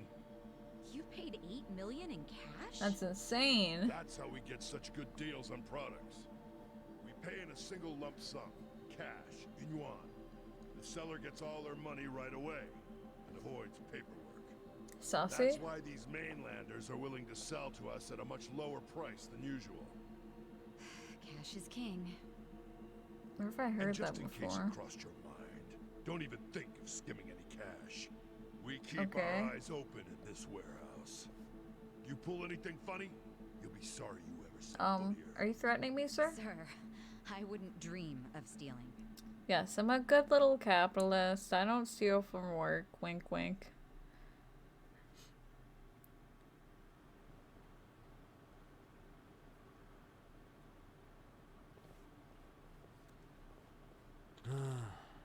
I'm exhausted. We gotta do this every day. Just need to hold out until we get proof of the fraud. Sorry to keep you waiting. Took you a while. I did a full body search before I was allowed to leave. Even had to show an employee inside my underwear to prove I wasn't stealing cash. Is that allowed? Bro, what the fuck? Seriously, some guy's job is to see your underwear every day? That's so degrading. I don't think that's okay. I don't think they can do that. It was a woman, moron, obviously. Still, the loss prevention is no joke. Guess working with the money's got its own set of problems. I work with money at my job. I gotta say, nobody gets to see my undies on my way out. We just have cameras. Doesn't feel great, I'll tell you that. You guys have it easy. What? That's nothing compared to what we're going through. It's not a competition, Nanba. Well, you're sure sweaty enough, huh? Especially you. Gross. What do you want from me? And why do you always gotta pick on me? Go. Got it out, you goobers. Let's get home and swap notes. Okay, I think I generally understand their cash flow now. Nice, that's one step forward.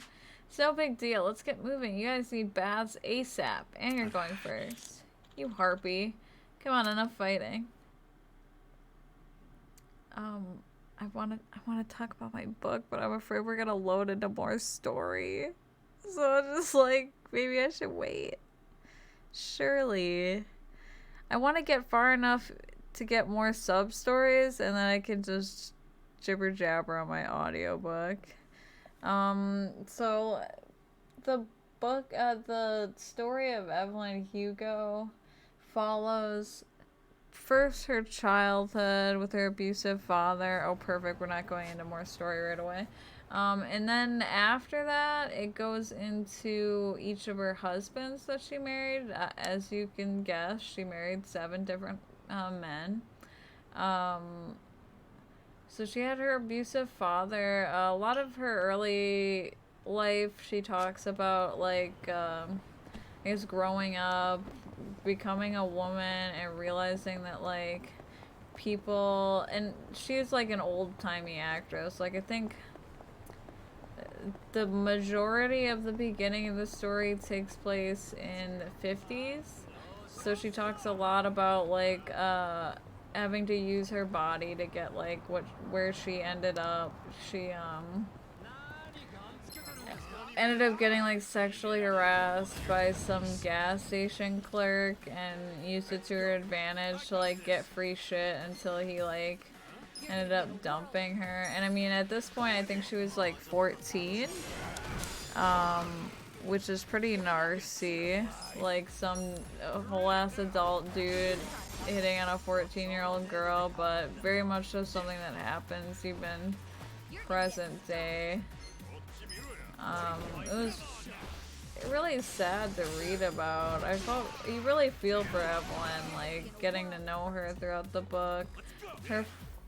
So after she met her agent Harry, got into a couple movies. She ended up dating around, just like, I guess for like the media attention. Just like her studio convinced her that it was like a good idea, and of course when she met her agent Harry, that allowed her to like leave her dad behind, so she wasn't getting that abused at home anymore. And one of the guys she dated around with ended up being her first husband. I believe his name was Don. And aside from, I think, one other guy that I think her 5th husband, Don was someone she, like, described as, like, the first husband that she actually loved. She, like, genuinely felt like she was in love with this man. But when they got married, it was, like, it lasted, like, 2 or so months before he started, physically abusing her, which, God, that's the hardest shit to read ever. She talked a lot about how, like, the first time he hit her, which was over some stupid shit. Not like there's, like, a valid reason to hit your wife, of course, but literally it was, like, they were talking about like his acting career, and he got all insecure because she was like more famous than him or whatever, and he ended up like just smacking the shit out of her while they were in like the dressing room to a movie they were working on together. Total scumbag move.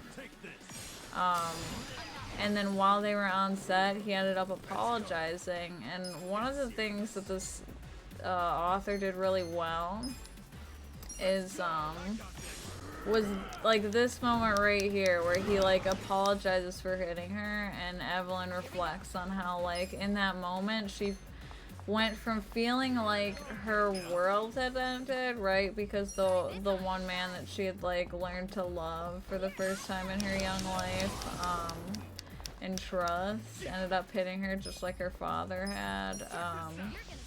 So like feeling like, well, like my dad hit me, but he never apologized for hitting me. So like maybe everything's gonna be okay. Like now that like my husband apologized, like everything will go back to normal.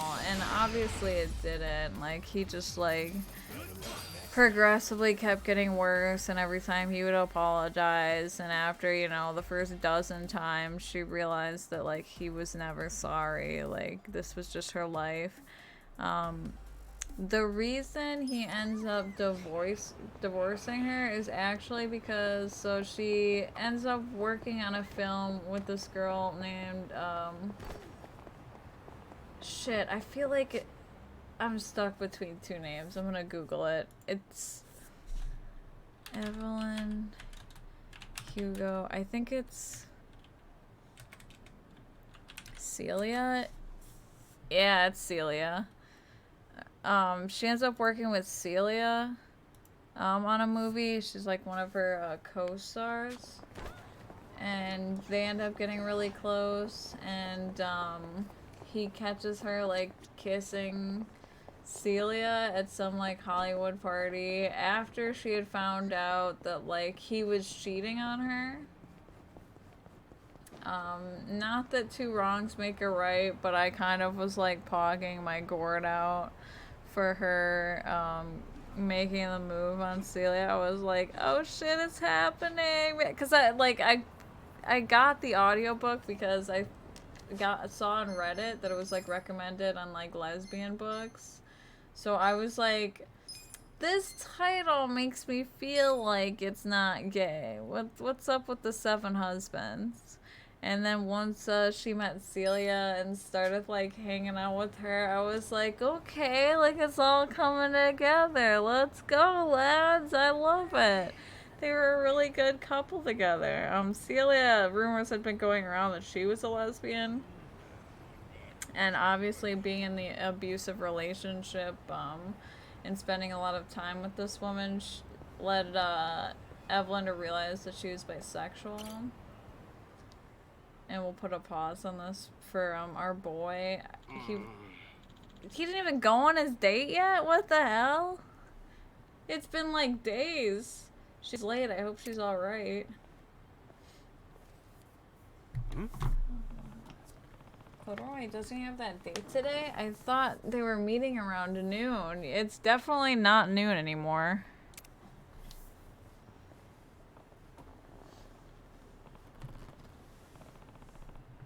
Yo, Kuroi, today's the big date, huh? Where is she? Oh, Kasuga-san, what a coincidence. Actually, Shirakawa-san hasn't showed up yet. He bought like a dozen roses. That had to be so expensive. It's been 5 hours? For real? You've been waiting here for 5 hours? What the hell? Do you think you might have been stood up? Yeah. Shirakawa-san would never do that. I'm sure something happened. I'm so sorry I'm late, Kuroi-san. I can't believe this bitch showed up 5 hours late. What the? Shirakawa-san. Who's that with her? You're the one trying to rope away my Kyoe? No, it's not like that. Kuroi-san's just... I didn't fucking ask you. Oh, this guy's a jerk. Think you just put your hands on another man's woman? I had a feeling something was up when she wanted to break up all of a sudden. Oh. I feel like y'all aren't dating anymore then. I think you're being played by this jerk off. When we get back home, I'm really gonna give you a piece of my mind.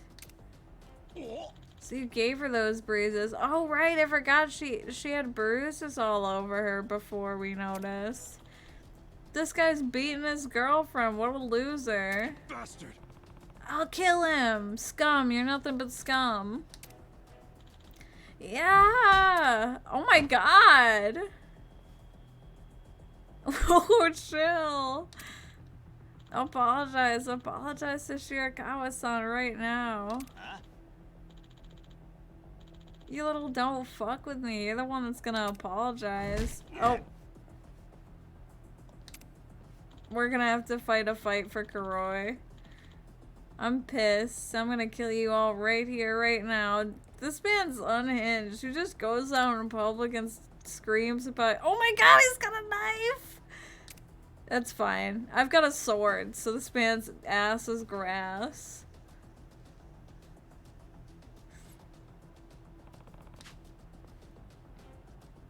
I don't think so. Kuroi-san's got a secret weapon up his sleeve. Love. Right here. Oh, or us. I'm talking about the beater. He deserves a punch. Don't worry, I'm gonna give him more than a punch. I'm gonna give him a flaming katana up the ass. We're probably gonna two-shot this man. He doesn't stand a chance.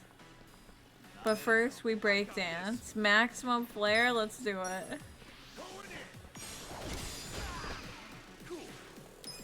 And yeah, let's do a little fiendish slash action. Doing the old razzle dazzle.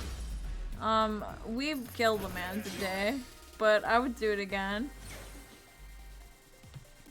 I'm on delay. It's okay, Seb. I feel the stats going up. Hell yeah. Look at Hell me yeah, go. brother. I love to see the job ranks going up. I think most of them were on rank 9 earlier, so it's not too bad. We're making good progress. What does random internet guy know? I'm not having any issues having selected a bunch of new jobs, but I probably won't hop around too much. It seems kind of a pain in the ass to get new equipment for everybody. Kuroi-san, are you hurt? Oh, thank God, it's I'm voice. so sorry. My actions put everyone in danger. It's okay, girly pop. I had no love for him anymore. But I kept lying to myself. Oh, this because got dark real I was fast. scared. I guess I jinxed her by talking about my When I saw wife-beating Kuroi-san audiobook. working so hard to change his life around. I knew I had to make a change too. Oh, that's a In the cute. end, This is a nice I'm the one who sub-story. caused all this trouble. This poor girly. Shirakawa-san. Anyway, are you okay? This voice does not fit him at all. I'm fine. This is Menacing man. Forgive me. Wife-beating I should know audiobook. I Honestly, guess this the whole audiobook experience has isn't the been rather wife beater, eye-opening. but there is a I wife beater in realized the I still can't do audiobook, you anything by know? myself. There's something I have to tell you, Shirakawa-san.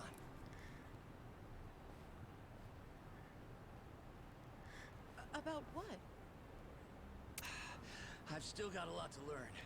What and is I'm with not those exactly roses, strong enough bro? to protect you just yet. Yeah, you got one hit punched out, my But I'll man. change.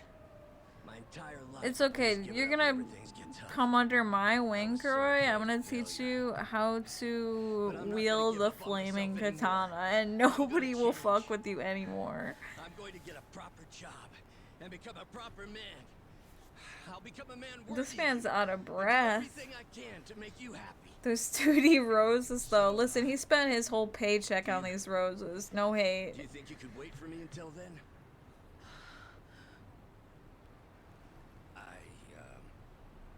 Sorry. I know it sounds like a lot. Unlike me, you've actually got a future ahead of you. Yes. Well, in that future, I see myself Aww. with you, Kuroi-san. In fact, I'm almost certain about it. Huh?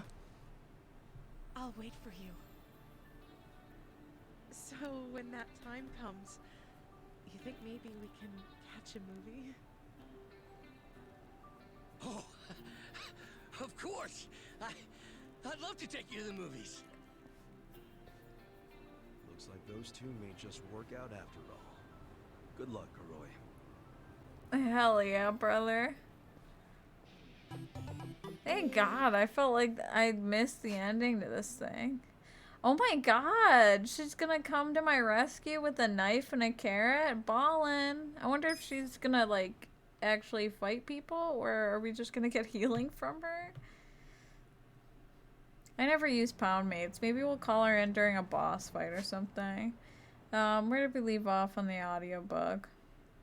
Right, so the reason Don ends up divorcing Evelyn is because he catches her kissing Celia at some party. And the only reason Evelyn doesn't divorce him, obviously, like, I feel like I don't need to say this, but it's hard to leave an abusive relationship, especially when there's physical abuse involved. So I feel like a lot of her staying with him was, you know, clinging on to that person that she thought she loved and trusted, and also just like a lot of fear there. It was definitely a hard opening to her life story. I really felt for her. I thought this fucking lube was shampoo. Excuse me? Refreshing. Oh, Daddy? Crap, you're already out of the bath? Mommy? Kasuga, relax. I know what a naked man looks like. Cool, then. Where's Adachi-san and Namba? Probably My still boy washing up. Ichi is chiseled. Anyway, I was looking into today's price list. Those ingredients that came in were purchased at some pretty hefty prices. Like what you'd expect for high-class stuff. Must be primo then, as they aren't lying to the restaurants about the quality. Nope. I mean, I'm sure they get a small discount for paying in cash, but they're doing everything above board, far as I can tell. Damn. The only weird thing is how much they're reselling the ingredients for. What's weird? Like, take the shark fins. They buy 100 grams for 10,000 yen. How much would you sell them to a restaurant for? To make a decent profit on them... 20,000? Well, the Yokohama Trading Company sells them for just 10,000. What? Wait, they buy it for 10,000 yen, then sell it for 10,000 yen? That doesn't make any sense. How are they turning a profit? Right? Unless it's volunteer work or something, I don't get it. How are they even staying open? Don't they at least need to cover their overhead? Not only have they stayed open, their profits have gone up over the years. For the life of me, I can't figure out how. I wish I could look at their ledger and not just their invoices. What would that tell you? I don't know, but I think I'd find signs of tax evasion. Don't do anything that would give yourself away. This is the Yokohama Ryumon, remember? I'll be fine. Next, But you're really like, not worried hello about it? for free? Of course I'm Ishi's, worried. he's a cutie, I gotta say. 'Cause I we're love the buddies. Eric Andre hair. Huh. We're buddies. It's a good Friend thing, zoned again. I just... I've never really had Aw, someone that's that I cute. could call a buddy.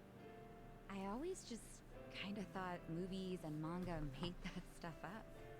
Or at the very least, it was something I'd never have. She's Well, just like you me were for wrong, real. 'cause now you've got us on your side. Awesome. Remember, you need good party members to beat Dragon Quest. Isn't that a video game? Well, yeah, but... you know what I mean. Arigato, Ishi Nissan, not the Nissan. Weird one. I can live with weird. It's true, anyway. Well, thank you, Kasuga, for making me one of your buddies. What's up? Someone dying here? Huh? Oh, we were just... Well, hey, seeing as we've got a long, hard road ahead of us, let's knock back some drinks. Hell yeah, brother. Bonding moment. Well, there's... We gotta head back to the bar after this story beat. We might get some more character development with the squad. So cheap. The boss is in the afterlife right now, yelling at us to live low. He's not our boss. I don't really care Full of about shit. him. I say we don't do it. Adachi-san turns a bit feral when it comes to alcohol. Yeah. I forgot a husband. I'm sorry. Dom was her second husband, and the reason him being one of the first men she falls in love with is important is because her first husband is actually like her original ride into Hollywood. She marries him specifically to get into her acting career. It's not her producer Harry. I think it's like a different agent of the studio she's in. I totally forgot about him because he was such a... Oh my god. It's Bleach Japan. I was describing my audiobook, y'all. If you could shut your fucking protest up, that'd be great. It was a small blip in Evelyn's ride to glory, but it's still disturbing because of how the giant age gap between them. I think they married like right when she was 18, if not before. I don't know. Dude must have been old enough to be her dad.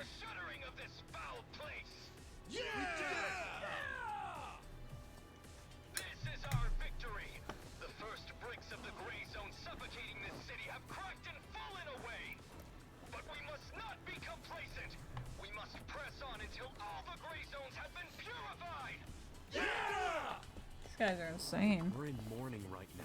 Yeah, good morning. Oh, jeez. I'm sorry. I didn't realize there was... Yeah, somebody died here like a day ago. I think, like, it had to be well, no, we had a funeral already, so maybe like a week or two ago, but still fucked. Bro, what the? You wanna go, mate? I'll fucking 1v1 you with my katana, you absolute nerd. Keep your protest to shouting. You lay hands Yeah, on why is he fighting? It's just a guy standing in a building.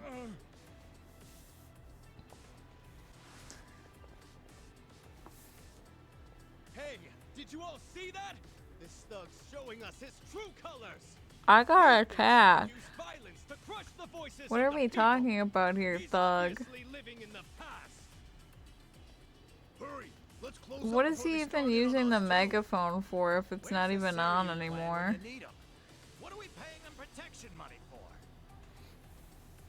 Get the friggin' Oh, out of here! Fedora, Saida? You are ruining society! No, you? You're all criminals. You're enemies of good people. What the? Get out of our town and What are don't you, ever like come 5 back. feet tall? I'm just You trying to grateful the stand up to me? finally realized what he truly was. A filth-spreading vector of disease. Oh my god. I mean, listen, I thought that guy was kind of an asshole too, but you really shouldn't say that.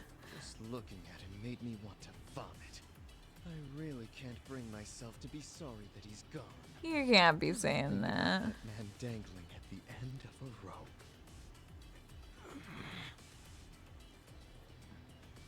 I feel the same way I do when I finish my spring cleaning.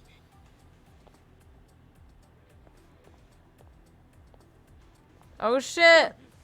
This psycho stepping up. Who do you think you are? Get the fuck out of here. Don't. That won't work, Sachan.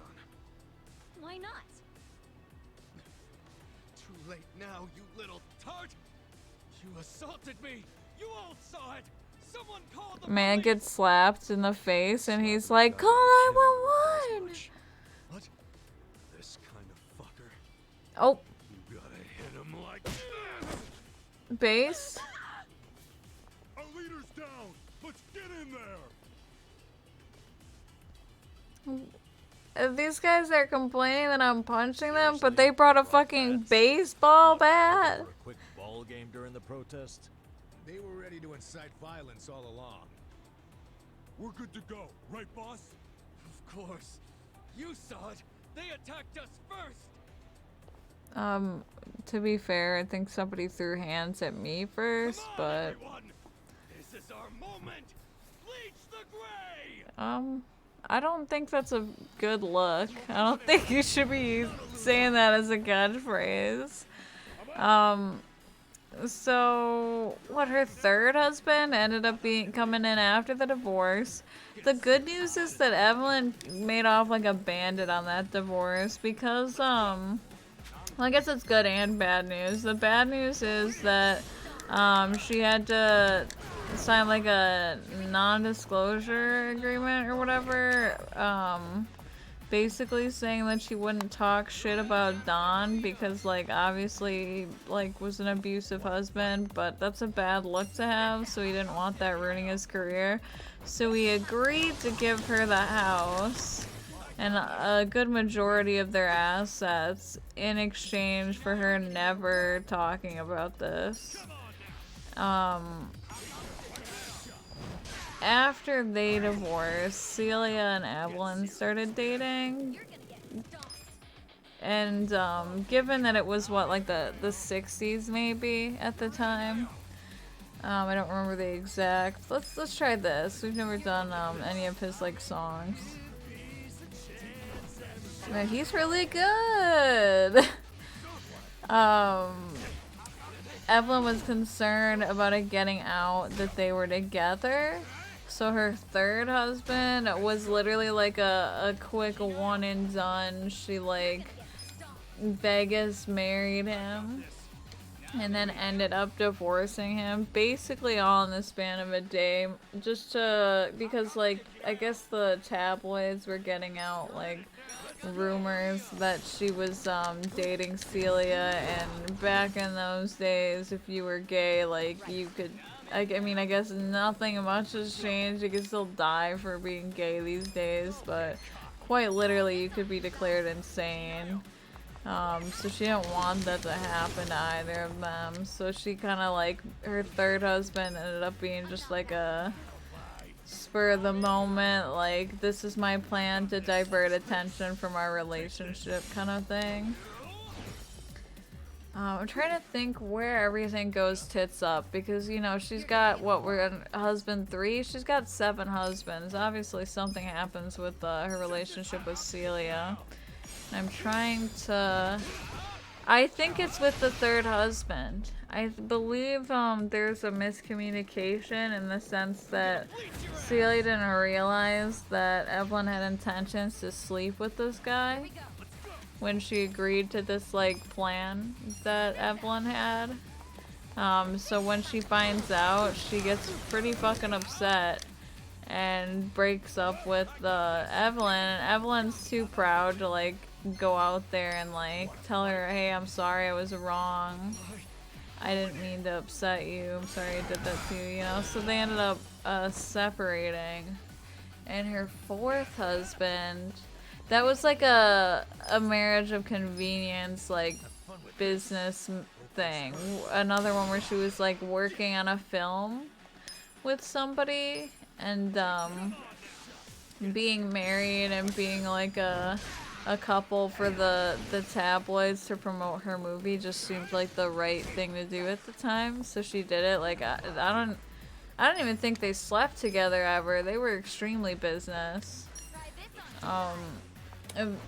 Inevitably that husband ended up falling in love with somebody, so she crafted some like clean break off so they could both break up without it looking bad on either of their ends. And her plan was to get caught cheating by like some tabloids, you know, and her pick to be caught with was her producer Harry, because we learned, I believe it's revealed around the time that she gets married to Don, that her producer and best friend Harry is gay.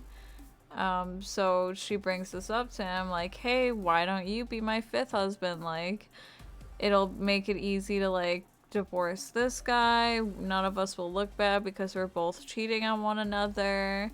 It'll drive attention away from you being gay, like. And Harry is like hesitant at first, but when they're like getting ready to get like caught by the paparazzi,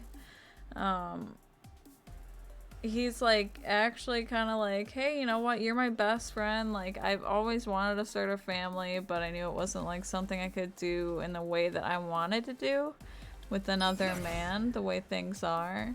So he like offers to like have like a real fake marriage, you know, actually have like kids and like have a life together and still like be able to date other people if they want to, because obviously Harry's gay. And obviously Evelyn wants to date, I mean, if not other men, she wants to date Celia. Moving up in the world. So it kind of, I mentioned that Don was like the first man that she loved, but Harry's like the second man that she loves. Like, obviously she knows he's gay, but as a best friend, she like describes their marriage as like being the happiest time of her life because she got to like spend it with somebody she loved and trusted, compared to all these other marriages where it was like marriages of convenience, or you know, with Don, even though she loved him, it went tits up. And while she's married to Harry, oh, we'll pause that thought for Bleach Japan here. Someone call the police! Tell them we're being attacked by thugs! Oh, what? Talk shit, get hit, and now you're upset? Nobody cares. And nobody cared. They're laughing. My boys laughing because they know. Go away! Go away! Go away! Go away! Go away! Owned. Go away! Go away! Go away! This isn't over! Go away! The memory of today will only strengthen our resolve! Okay. Go away! We're See you later, done playing nerds. around. Serves you right! Don't come back! This is our town! Good job, everyone!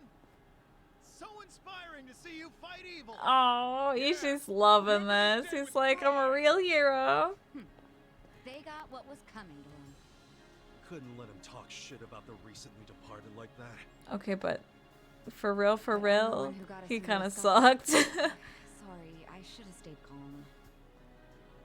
Don't worry about it. Now we know what they're really about. Besides, What? if somebody messes with one of us, they Oh. mess with all of us.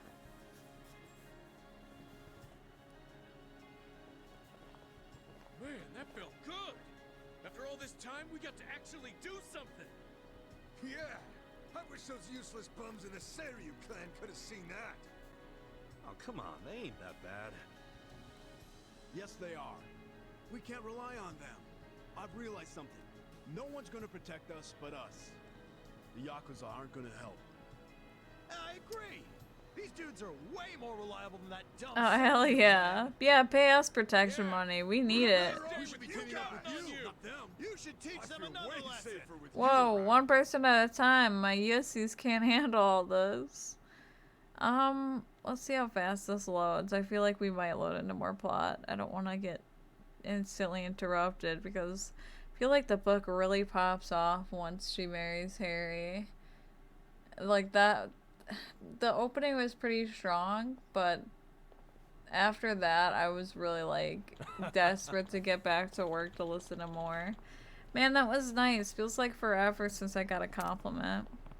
Yeah, Hey, Nonomiya-san. What's her deal? Hello? Is it closed today? They're close today. Nonomiya-san! Oh, It's shit. me, Eri It's Kamataki. fully boys, poggers? Can I help you? Are you here for an interview or something? What? Oh, no. I'm not here for an interview. And you are? Oh, I'm Kasuga. I guess you could say I used to work here. Really? You worked here? Oh, well, anyway. Is Nonomiya-san in right Oh, now? who's gonna I'm tell supposed to him? meet with him today. You see, well, it's a little complicated. Awkward. You know, No, what? well, Nonomiya-san, he died. What? He's... I don't... He can't be... that's not... Oh my god. Hey. I shouldn't laugh. Oh my god, she's got a concussion. She's concussed. Pick her up.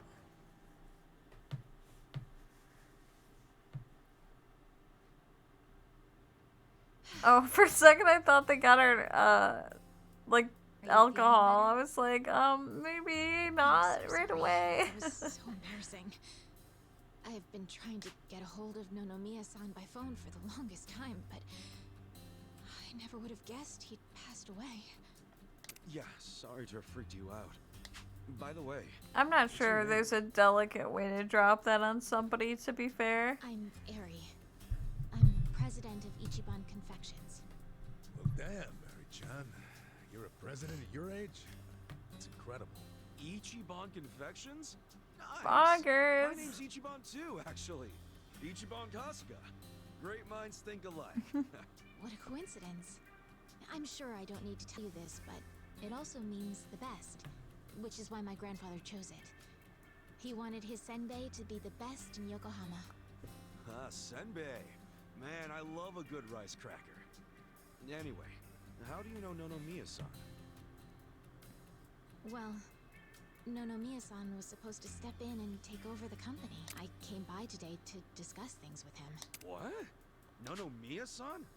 President of a legitimate business? It's okay, I can take over in He was his a savvy stead. businessman, regardless of what he was selling. No, right. So, Ichiban Confections only sells snacks, right? Nothing, else? Correct. My grandfather started it back in the day, selling his prize, but after he passed away, my father took over and expanded the business to other confectionaries and restaurants. We actually got to be kind of big, and we even gained a bit of a reputation in Ijincho. Until 3 years ago. When my father succumbed to tragic an illness. backstory unlocked. My mother passed away when I was a little girl, so we didn't really have anyone we could turn to keep the business afloat. I was still a student back then, but I quit school to come back home. I wasn't about to let the dream my father and grandfather worked so hard to make a reality go to waste. I worked day in, day out to learn the business, but I guess it still wasn't enough. I'm a complete amateur, so managing everything was really difficult.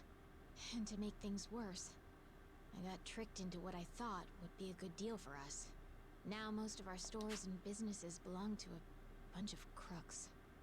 That's messed up. The only thing left is the senbei shop. My I father don't and think grandfather would be that's so true. ashamed of me. And with the loan I was still paying, staying in charge of the business would have only made things worse.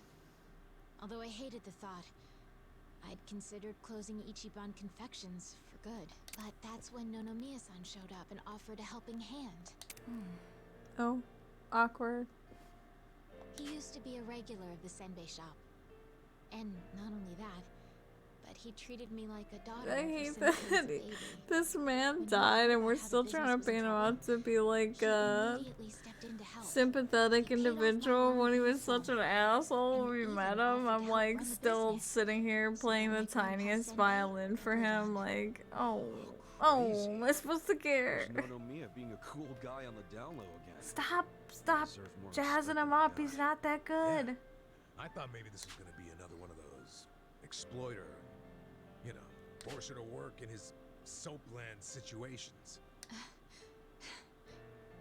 I never saw him interact with his other businesses, but he was always very kind to me. Well, I can see the guy being a regular. Stepping in to become president? Maybe he just wanted some extra cash. It's possible, but Nonomiya had dreams of his own, you know. He did? Yeah, he actually did want to go legitimate. That was his dream for a long time. I had to listen to him talk about it every time he had a few too many. He said he wanted to start up his own business. Create a sort of safety net for Ijincho. What? Oh, I did not expect to unlock a One sub way or story here. another, Ijincho has become a place for people who have nowhere else to go. So if the floor falls out from beneath a city like this, what would they have left? So, he always talked about how he wanted to create a safety net. One big enough to catch these people from falling away. Apparently, he had the same intentions for Otohime Land as well. Well, maybe he wasn't so bad after all. Yes, well, he also pushed his employees too hard, and he had his fingers in a lot Thank of shady you. stuff, so I could never tell if he was being honest or not. Looking back, though, his place was the only one that took us in when we had nowhere else to go. Nomiya-san was telling the truth, if you ask me. I think so too. I always believed in him. After all, he volunteered to take on his struggling senbei shop. I mean, there's plenty of other ways to make money in this town. Anyway, I should get going. I'm so sorry to trouble all of you. Wait, what about your business? I think Nanomiya-san dying is maybe the final nail. I mean, we got nothing better to do. Maybe we can help. There's only so much someone We're like me can do in this JRPG position. protagonists. If I We can can't fix find someone anything. more competent to run things, I'll have no choice but to close up shop. Besides, this business will fizzle out sooner or later if I'm left in charge. I should take the hint. I had no place here anyway. Hey now, is that what you really want? This place is important to you, isn't it? You'd really call it quits after everything your dad and Gramps did for it? Well, that's not what I want at all. I loved my dad and my grandpa. And I know they poured their hearts into the shop. So it's heartbreaking. Well, to I'm a close the guy doors. with like 10,000 It yen really to his is. name. Maybe I could do something. Nanomiya-san's gone. And most of my employees left. Oh. They knew we were in Could, the red. could I work for you, please? Don't have I need a anyone job. else I can count on. No strategy. I'm completely alone. I suppose I'm just reaping what I've sown. It was my own fault for trusting those con artists. What was I thinking? Mary-chan. All right, I got you. Huh? Oh no. You don't have to worry about a thing. Just leave all this company stuff to me and the gang. Really? No, but it's like, I'm not But the gang, right? Are you sure? Yeah, you can count on it. Meeting here like this is too much of a coincidence. I don't know if I call it a And the coincidence. shop's even called Ichiban Confections. That's gotta be fate. Right, guys? No. What are you talking about? You don't know the first thing about running a business. You don't know me. We can't just leave it like this, can we? You just leave her hanging? Plus, what about Nomiya-san's dream to become the city's safety net? This can be our way to carry on his torch.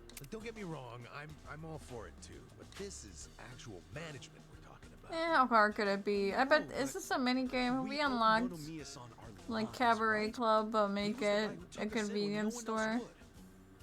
I want to help. He gave up everything to save us.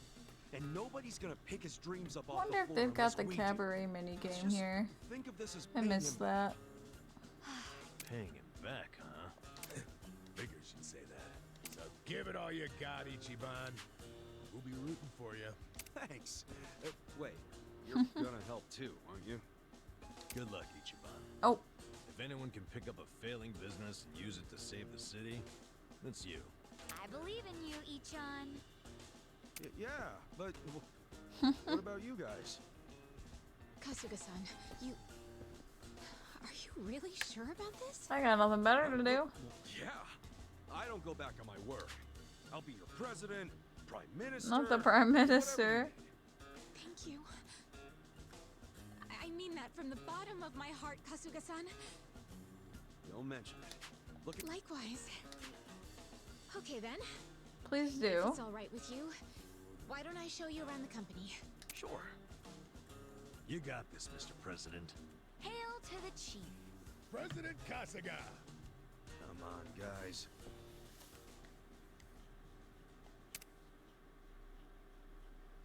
I feel a mini game in my bones.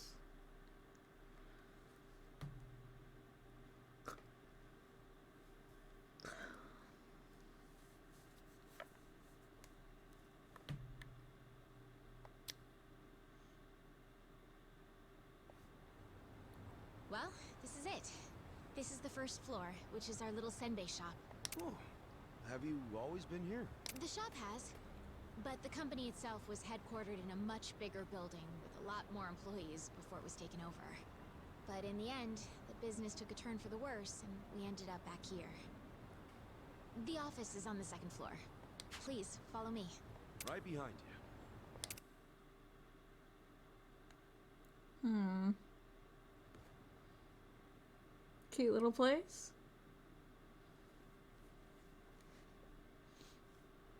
Oh, so this is the office. You'll have to excuse the mess we've got going right now. Hey, Eri-chan, welcome back. Is this the guy you were Granny. texting me about? Yes, Kasuga-san will be helping with the company in the place of Nonomiya-san. Kasuga-san, this is my grandmother. She's the only family I have left. Hi, Granny. She helps out with the shop downstairs on days when she feels well enough. I'm Tome Kamataki. Nice to meet you. Tome-san, huh? I'm Ichiban Kasuga. Nice to meet you too.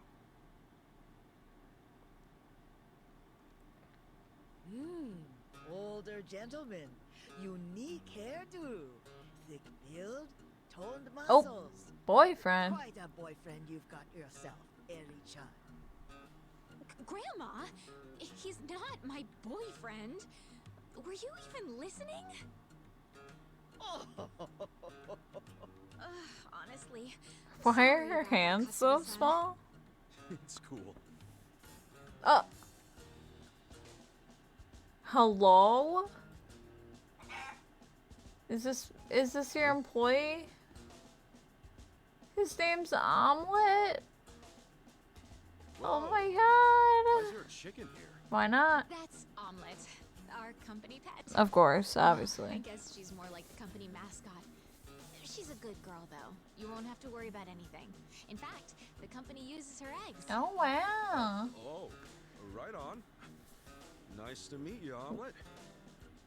She's beautiful. She's beauty. She's grace. Perhaps this would be a good time to go over the basics of management. This is going to be quite a tutorial, so Hell just let me know yeah, when you have the tutorial time. Sure thing. I'm gonna open the tutorial here, and then I have to go get my robe. I'm I'm ready to start your freezing. training when Yeah, hold on. I'll be real quick. I won't even have to put up the BRB screen. I'm just your girl cold.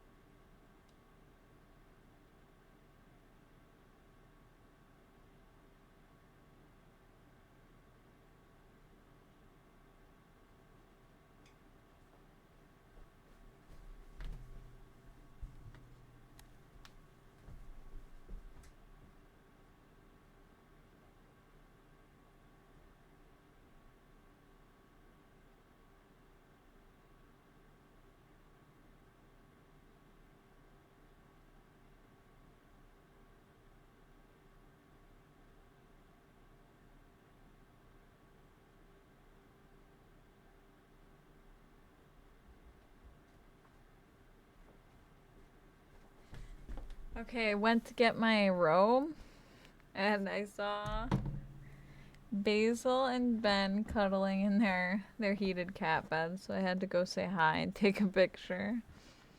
They're such little cuties.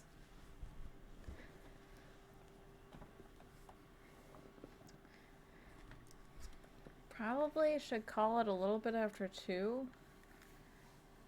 Just so I can play with the kitties. I would like to play a little longer, but I don't want them to be too bored. They've been napping a lot tonight. Tutorial time. All right then.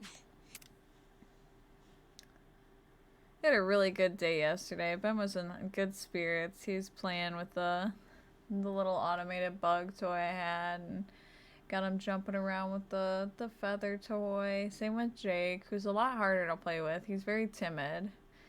So when he gets in playful moods, I'm really, really excited for him. This is a business management simulation in which Kasuga takes on the role of company president in order to bring Ichiban Confections straight to the top. You'll have to reach the #1 spot in the share price ranking. Management is played out in 2 phases: day-to-day business and shareholder meetings. Kasuga will run the business a total of 4 times, then give a financial report at the shareholder meeting at the end of each period. In keeping with good business practices, Kasuga cannot use company funds as his personal piggy bank, Nor can he use any of his personal funds to fund the company. Well, thank God, because I don't have any fucking personal funds. They say one of the best ways to boost profit is to boost sales. Well, spitting facts. Let's try running the business once to get a feel for how management works. Expected profit, negative 165k yen. Projected results, negative 225. Oh my God, girl. You're failing.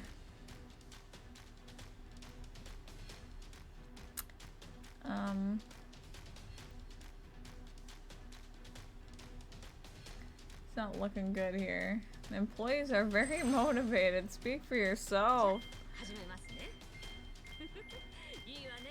Great product lineup. Oh man. Wait, do we do anything? Here I thought maybe this would be like a diner dash or something. Where we like run a convenience store. This is it? I'm crushed. I want my fucking cabaret club mini game. I'm sorry, girl, your business is gonna fail. I'll never be back to run this place. I'm sorry. It dropped. Our ranking dropped. We're down into sweatshop territory. Good morning, Ben. You didn't have to get up. I'm sure Basil's sad that you left him. While I'm going through this mega tutorial, I guess I'll go on about Evelyn Hugo. I don't know about that. Yeah, not so Oh no, bad. they're talking again. Hold on. Yo, wait up. You're acting like this is in the bag, but we're flat broke. Broke as hell. You didn't have to put it like that. Right now, all we have on staff is a bunch of deadbeats. And don't even get me started on the furniture and equipment. Of course we're in the red. So what can we do? Throw the whole business out, girl. I'm sorry. Hire competent staff, get new equipment, maybe some new furniture while we're at it. What do you think I'm made out of money? All that how? Good question. And what the hell do we do? Die. That's where you come in. Seriously? What kind of mess did I get myself into? Alright, well, first off, let's think about how we'll get the money to cover the infrastructure and new hires.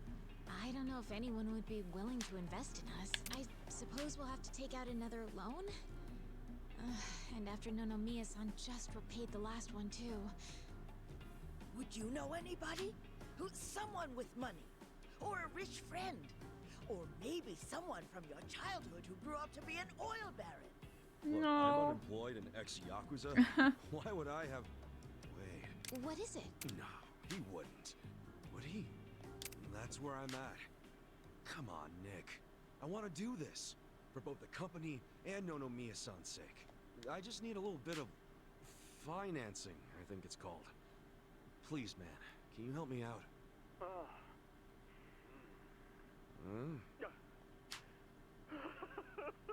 You okay there, Nick? Excellent! Your kindness and consideration for others is truly Oh, moving. poggers. It's just that easy. Downright emotional. Consider it done. I'd be thrilled to invest in your company. Really? Man, thanks, Nick. That said, I'm no novice when it comes to management. I can't just throw money at you like it's nothing. If you want the funds, you have to meet my 3 conditions. Conditions? Indeed. Come on, if man. you can agree to them, consider the investment yours. Seriously? Good boy. Okay, What yeah, a lap whatever cat. it takes. So, what are these conditions? What is she? I think she said like Sari shop or something, if I remember right. I've never heard of that, but it looks comically large for her to eat it. I'll have arrangements made to counter this on mine. This is by no means free money, and I am not a charity. So, Yeah, that's fine. very well. Second condition. I want the company's share price ranking to be within Yokohama's top 100 by the specified deadline. I mean... Share what now? Ranking. It's what measures a company's value. If the share price goes up, so does the ranking. And I want your company to be in the top 100. Knowing you and your company's potential, it should be a piece of cake. So the deadline is simply there to keep you motivated. I'll contact you later regarding the deadline. Condition 2 suit you fine? Yeah. Well, what's condition 3? The last condition. And you can take all the time you need with this one. I want you to become the #1 company in the share price ranking. Best of the best, huh? Easy. Done. Just kidding. I don't know if I'll ever touch this again. I might do it off stream, but it really do be just like the hold button simulator. I don't understand. You got yourself a deal. I don't fully understand it. I wanted Diner Dash and I got hold R2 for profit. Hi, come here, bud. Come on. Then we're on the same page. Okay. You're free to use the money for whatever you like. Be that improving infrastructure or personal. Awesome. Thanks a bunch, Nick. No need to thank me. I'm expecting some kind of return once your company is good and stable.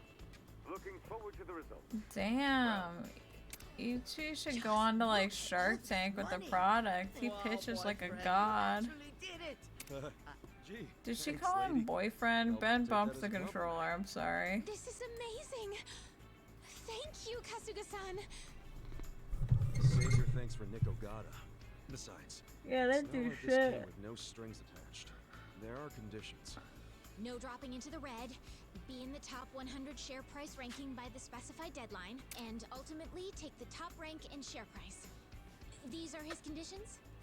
Yeah, and I'm not about to disappoint the man. I made a promise to fulfill them. Top 100? That's gonna be tough. So we'll have to make sure we do our very best. We're only like 52 spots away. That's not that bad. To get this company back on its feet again. Kasuga-san, just let me know when you're ready to begin. You got it. Can I come back later?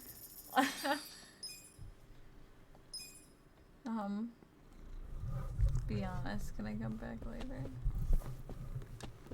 Come back. No, we're trapped in tutorial hell. Okay, fine. Can I talk to the chicken? I guess not. Alright. I think it's about time we put Nick-san's money to use. Yeah, Yep. Then without further ado...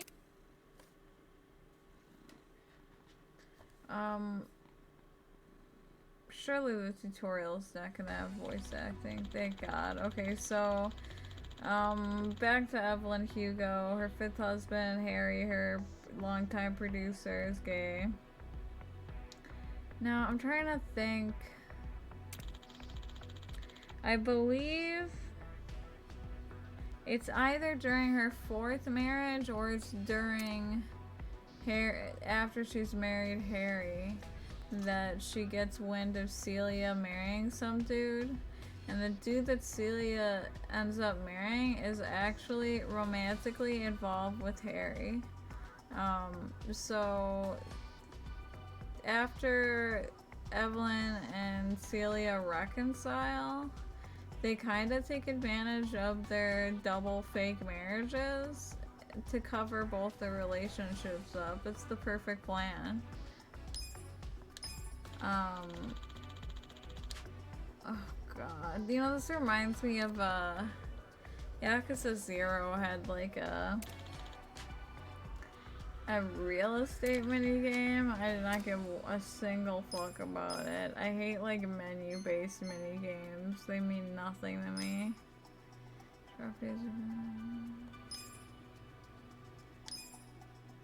Okay. I mean, obviously we should put the fucking chicken on here.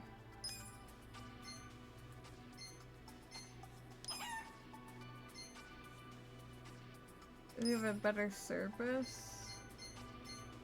We have nobody who gives good service.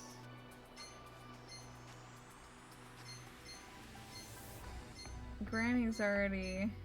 Sorry, Ai-san is already assigned. She's the only person that gives any service whatsoever. Okay, I guess we'll leave it. As long as being used to the best of their abilities. Oh my god. Each property has a... What do you want from me, bro? Wait. Okay, so this has her as the leader. Does, like, putting them in different... Oh, I see. Having her as the leader will get us. And then we'll move her... Okay, I got it. I got it. This is the dream team right here.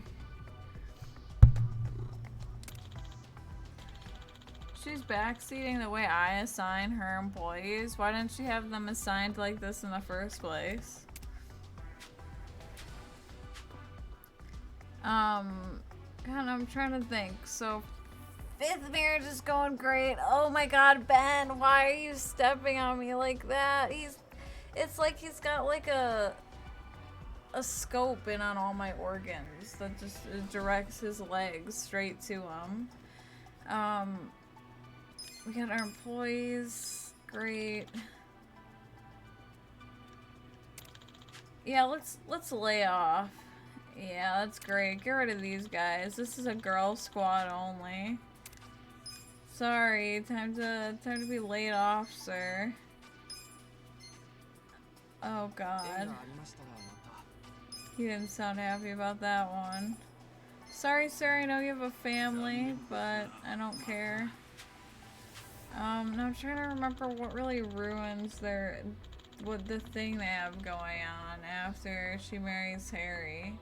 I think they do their little double date, incognito, fake marriages thing for a while. Evelyn and Harry, after speaking with their respective partners, end up having like a child together. They would have adopted, but they were worried about how that would look. Like if they didn't want it to be revealed that like their marriage wasn't real. So again, they decide that the smartest decision is to try for a real biological child. They end up having a daughter named Connor. A lot of the strain on Evelyn and Celia's relationship comes from, I guess, a combination of that. We see time and time again, Celia is really insecure about Evelyn's love for men. And I don't say that in the way that, like, she loves Harry, because obviously, like, that's strictly platonic, despite them being married and having a child together. But just, I think, like, her working with men as an actress and having been with men previously 4 other times before Harry, seems to really, like, poke at some deep insecurities that Celia holds. Like, I don't, especially given the year that this takes place, like, Celia doesn't even understand that, like, Evelyn's bisexual. And I mean, obviously Evelyn at the time didn't really have, like, a label for the way she felt. She just knew that she, like, loved men and also loved women. Which I guess, you know, I have complained in the past when I got recommended, like, books with bi protagonists when I was looking for lesbian specific recommendations, but I don't always mind it. It's just kind of when, like, they're like, queerness is kind of like a background thing, and I get them recommended in the lesbian book recommendations, and I'm like, I don't know if you understand what I was asking for, bruh. But given that the majority of the book she spends in love with a woman, I extremely love the bi rep, because often Evelyn talks about the way she feels about her identity and her feelings towards Celia. Celia is the love of her life. She's mentioned this a couple times throughout the book. Even though she's loved men before deeply, she oh hell yeah! How we just gonna call Omelet to save our ass? This is great. I'm calling Omelet on our next boss fight. I guess I'll do Business Sim off stream. I really don't like it, but I'm curious. I would like to see the sub story go somewhere.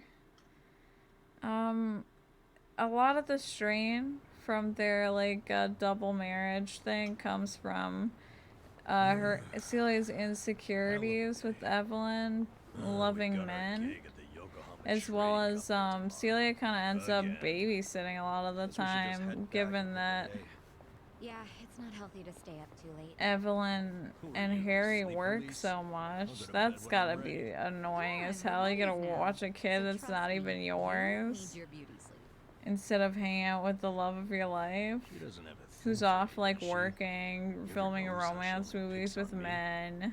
Maybe that's what she does to men she's secretly Oh, attracted to. I think you're reading into it, Nanba. Hey, how about I make dinner for Oh, everyone? poggers. I didn't really want to be forced into more plot. I wanted to go to the bar to see if the gang wanted to hang out. Nanchan, come with me and carry the bags. Nanchan? Oh, what a cute little name. Nanchan. Does he like her? Or does he hate her? I can't tell. He's constantly complaining about her, but then he'll be like, maybe she secretly likes me. Like, what? I guess it is What? a dangerous bridge she's crossing with us. Do you hate her or not? I can't figure it out, dude. Because she's having a little fun with it doesn't mean she ain't committed. Shouldn't we respect that? Yeah, you're right. Okay, be back in 2 shakes. 1, 2.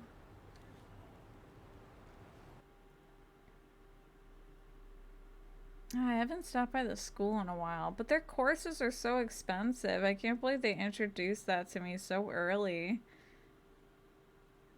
There's no way we can afford another test.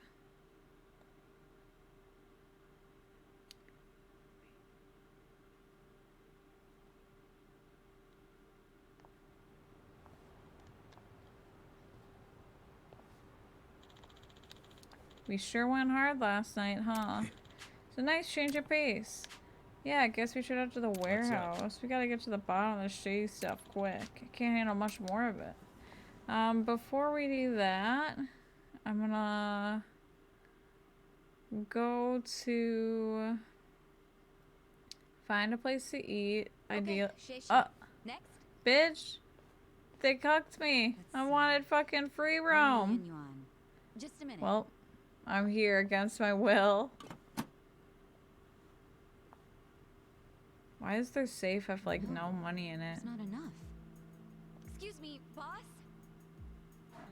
I like that Ichi's just standing there, doing nothing. There isn't enough money in the safe. Huh? Oh, well, we have had a lot of shipments lately. Sorry, we ran out of money on hand. We'll make it up on the next payment. Hey, that's not what we agreed to. We cut you a great deal with the understanding we paid up front in cash. You don't have the money, we're not handing over the goods. Fine, let me just get your money at the bank. Come back in half an hour. And you'll have it? Don't worry, you can trust me. Hi, Ben. Yes, sir. What the? That wooden box? What the heck? This is just paper. Do they use paper in Chinese food? Are they giving them fake money? That'd be weird. Hi, Ben. Please don't come up here to step on my organs. No, wait. I thought it looked like money, too. Oh, it's not here yet.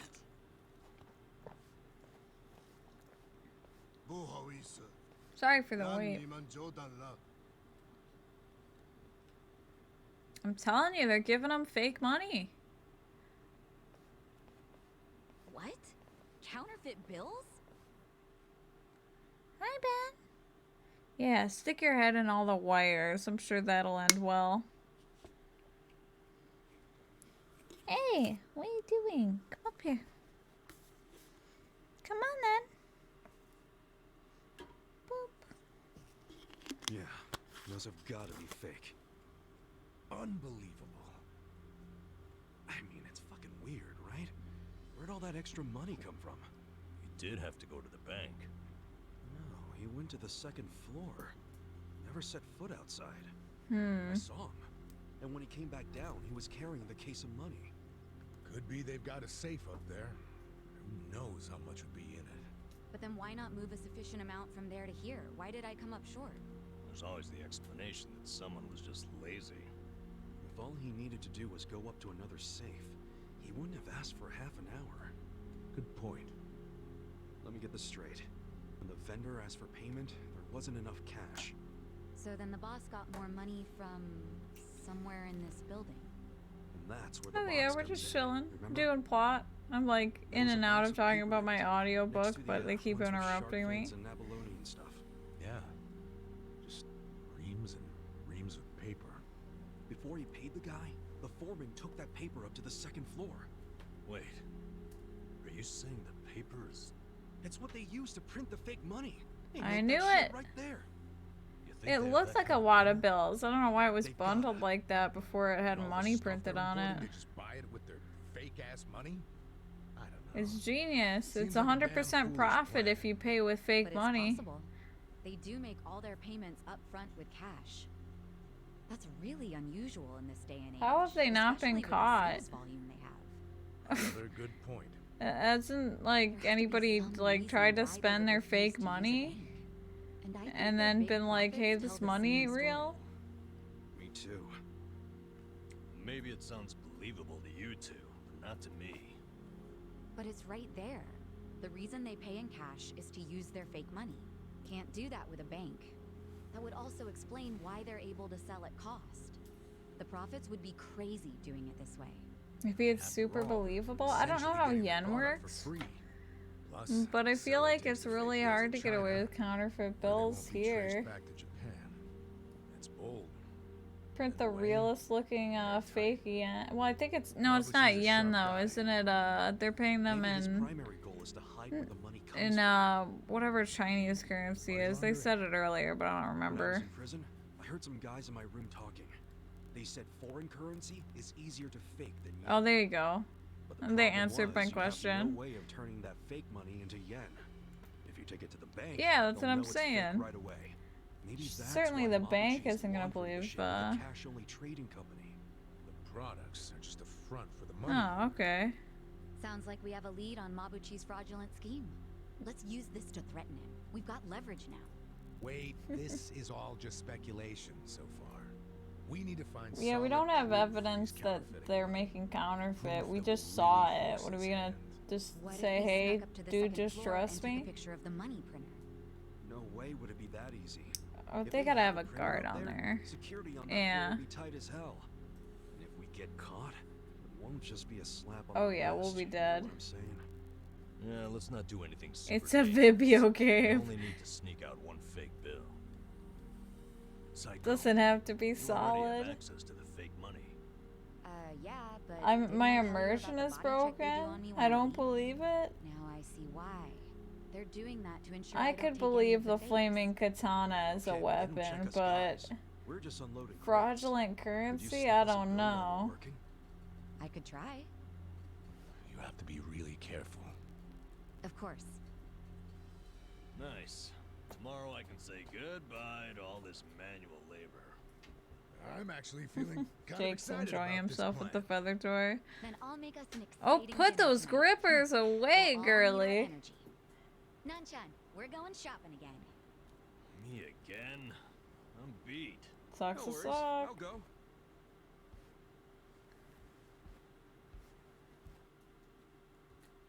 Can we please have free roam? I'm begging. I just want to like get our bonds up and Ichiban, maybe talk to You used to be everybody. a Yakuza, right?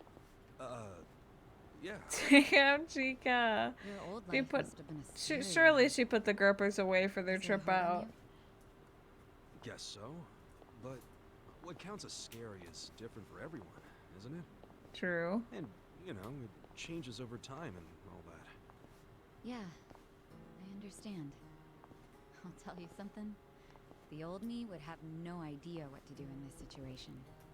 But the new me, it feels like she can do anything. She can. Like Go the get it, beast, girl What boss. used to scare her, just doesn't anymore. Sounds great. But you still gotta remember what actually is dangerous and be careful. You worry too much. If they kill her off, I will riot. You know how Yakuza hates his female characters.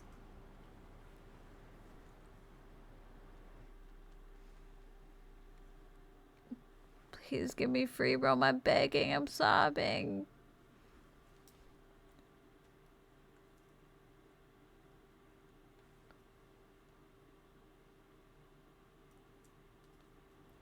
Yes. Let's go. Okay, back to the audiobook. Okay, their double marriage thing was working out great for everybody, given that it was two gay couples. Oh, Parks, we got sub-stories too. Is that the only one?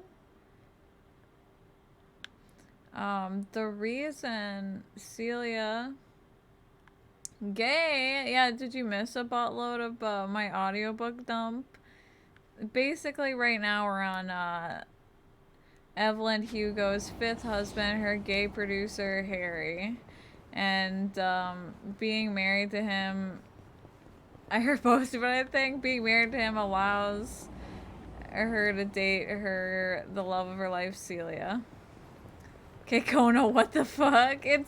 It's like at latest it's the 70s right now, so being gay is still not very cool. Not poggers in the eyes of the public, so they're hiding their gay relationships with their straight marriages. But the reason they end up breaking up, you know, there's some tension given that Celia's kind of turned into a babysitter a bit half the time because of Evelyn having so much acting work.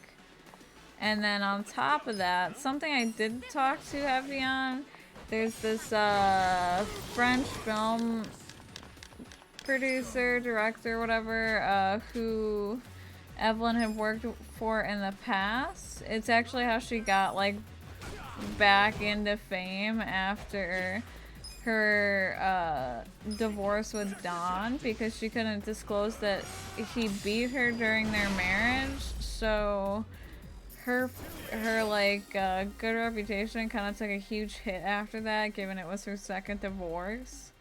Nobody wanted, she basically got blacklisted for a while, so the French movie scene was like her big re-entry into film.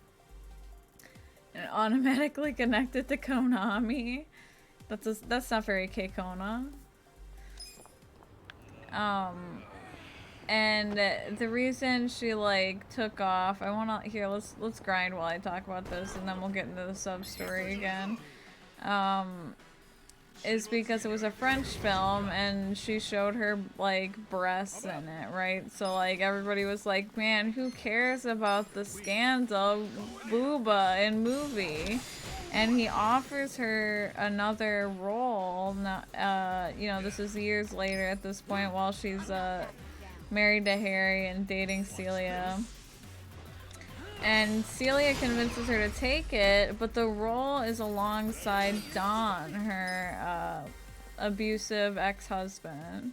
And Don meets up, you know, apologizes, says he's working on himself. I guess in his, she finds out when she speaks with his ex, his other ex that he dated after, let's grind a little more. After their divorce, he also beat her, so not really a good record, not really supporting his I'm working on not being a jackass argument. I was so worried that they were gonna get back together or some shit, but nah, she was like, we're not friends, but I will work with you on this film. Like, I hope you are changing for the better, truly. So they're doing this French film together. And the reason her showing booba off in the original film she had done years ago is important is because it gets a little spicy in this film too. The director, Max,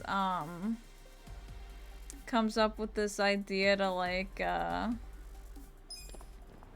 put a sex scene in the film. Ooh, great, we can eat. This'll bond with the homies.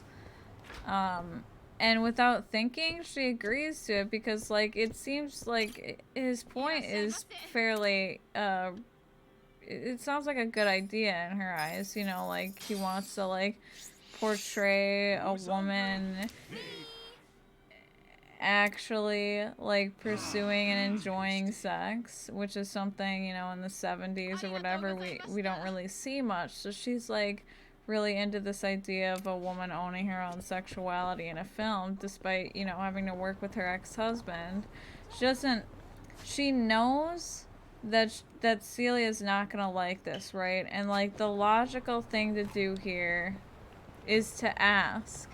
Not that you owe anybody, like,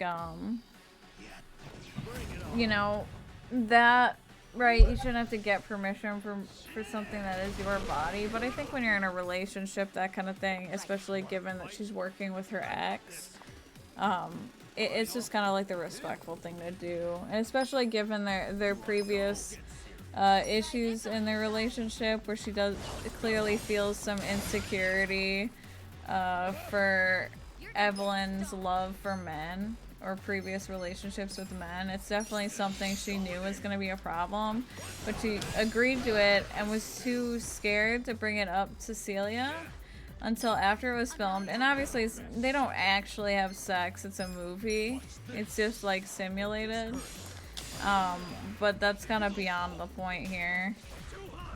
And she realizes, like, this isn't gonna go over well, like, the movie's gonna come out and then Celia's gonna watch it and it's gonna be even more awkward. Like,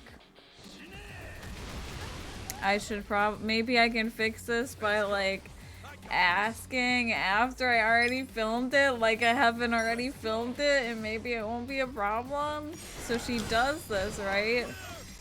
And Celia, as expected, is like, oh, I'm really sorry, like, I want to be okay with this because I understand why you would want to do this, and I think that I would like to see you do this one day in your career, but, you know, could you please, for me, pass on this time? You know, I'll work on myself to be okay with this in another film, but I can't do it. I can't live with it right now, right?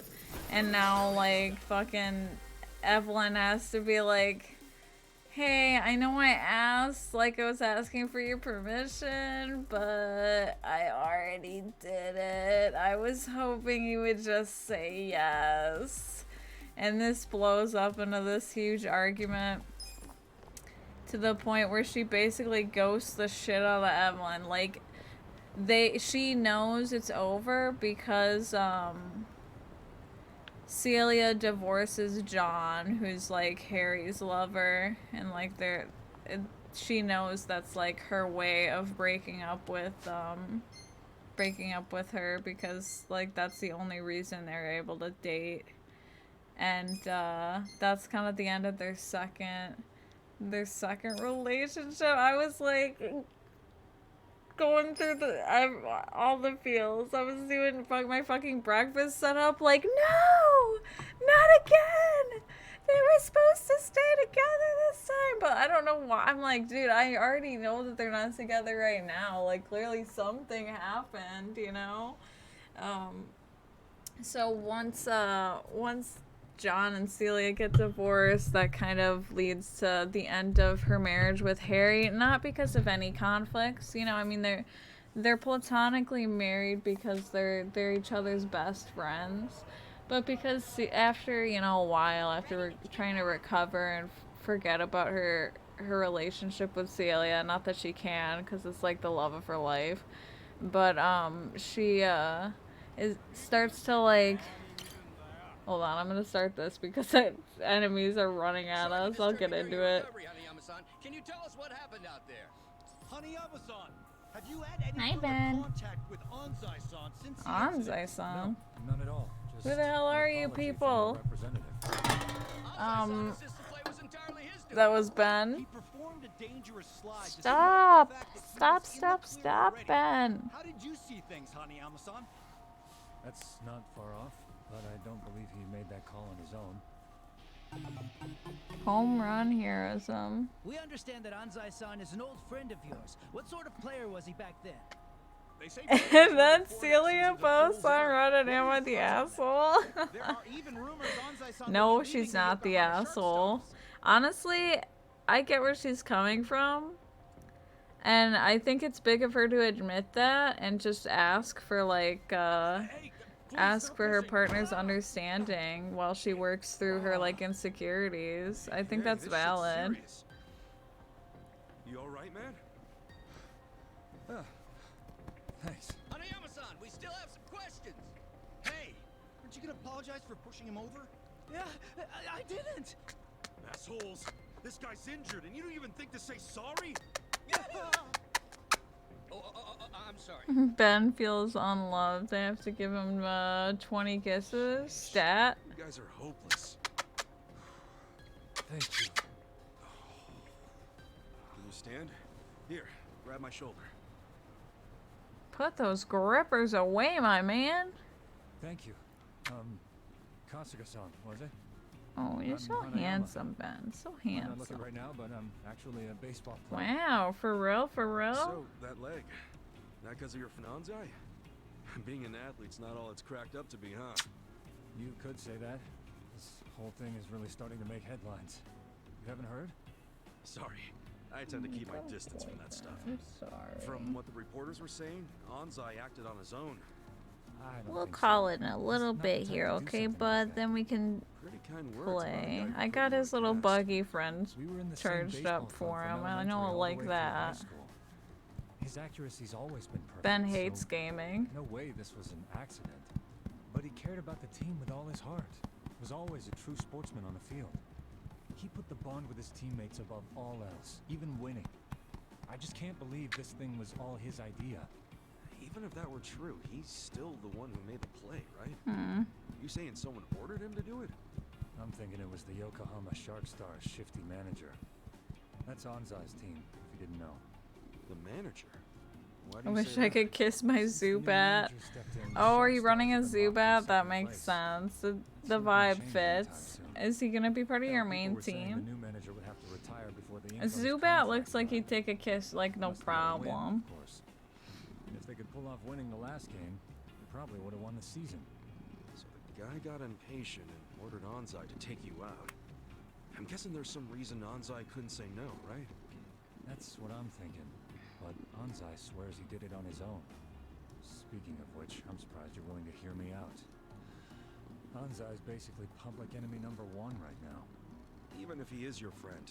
Hell yeah, I never run Zubat. I look forward to battling you and getting my cheeks clapped. You know what's up. Have y'all done battles between trainers yet? Zach and I did it and it scales everybody, which I kind of like. It actually gave me a chance to win because Zach was way ahead of me. Meet with Anzai. But if you can't even get to him, how can I?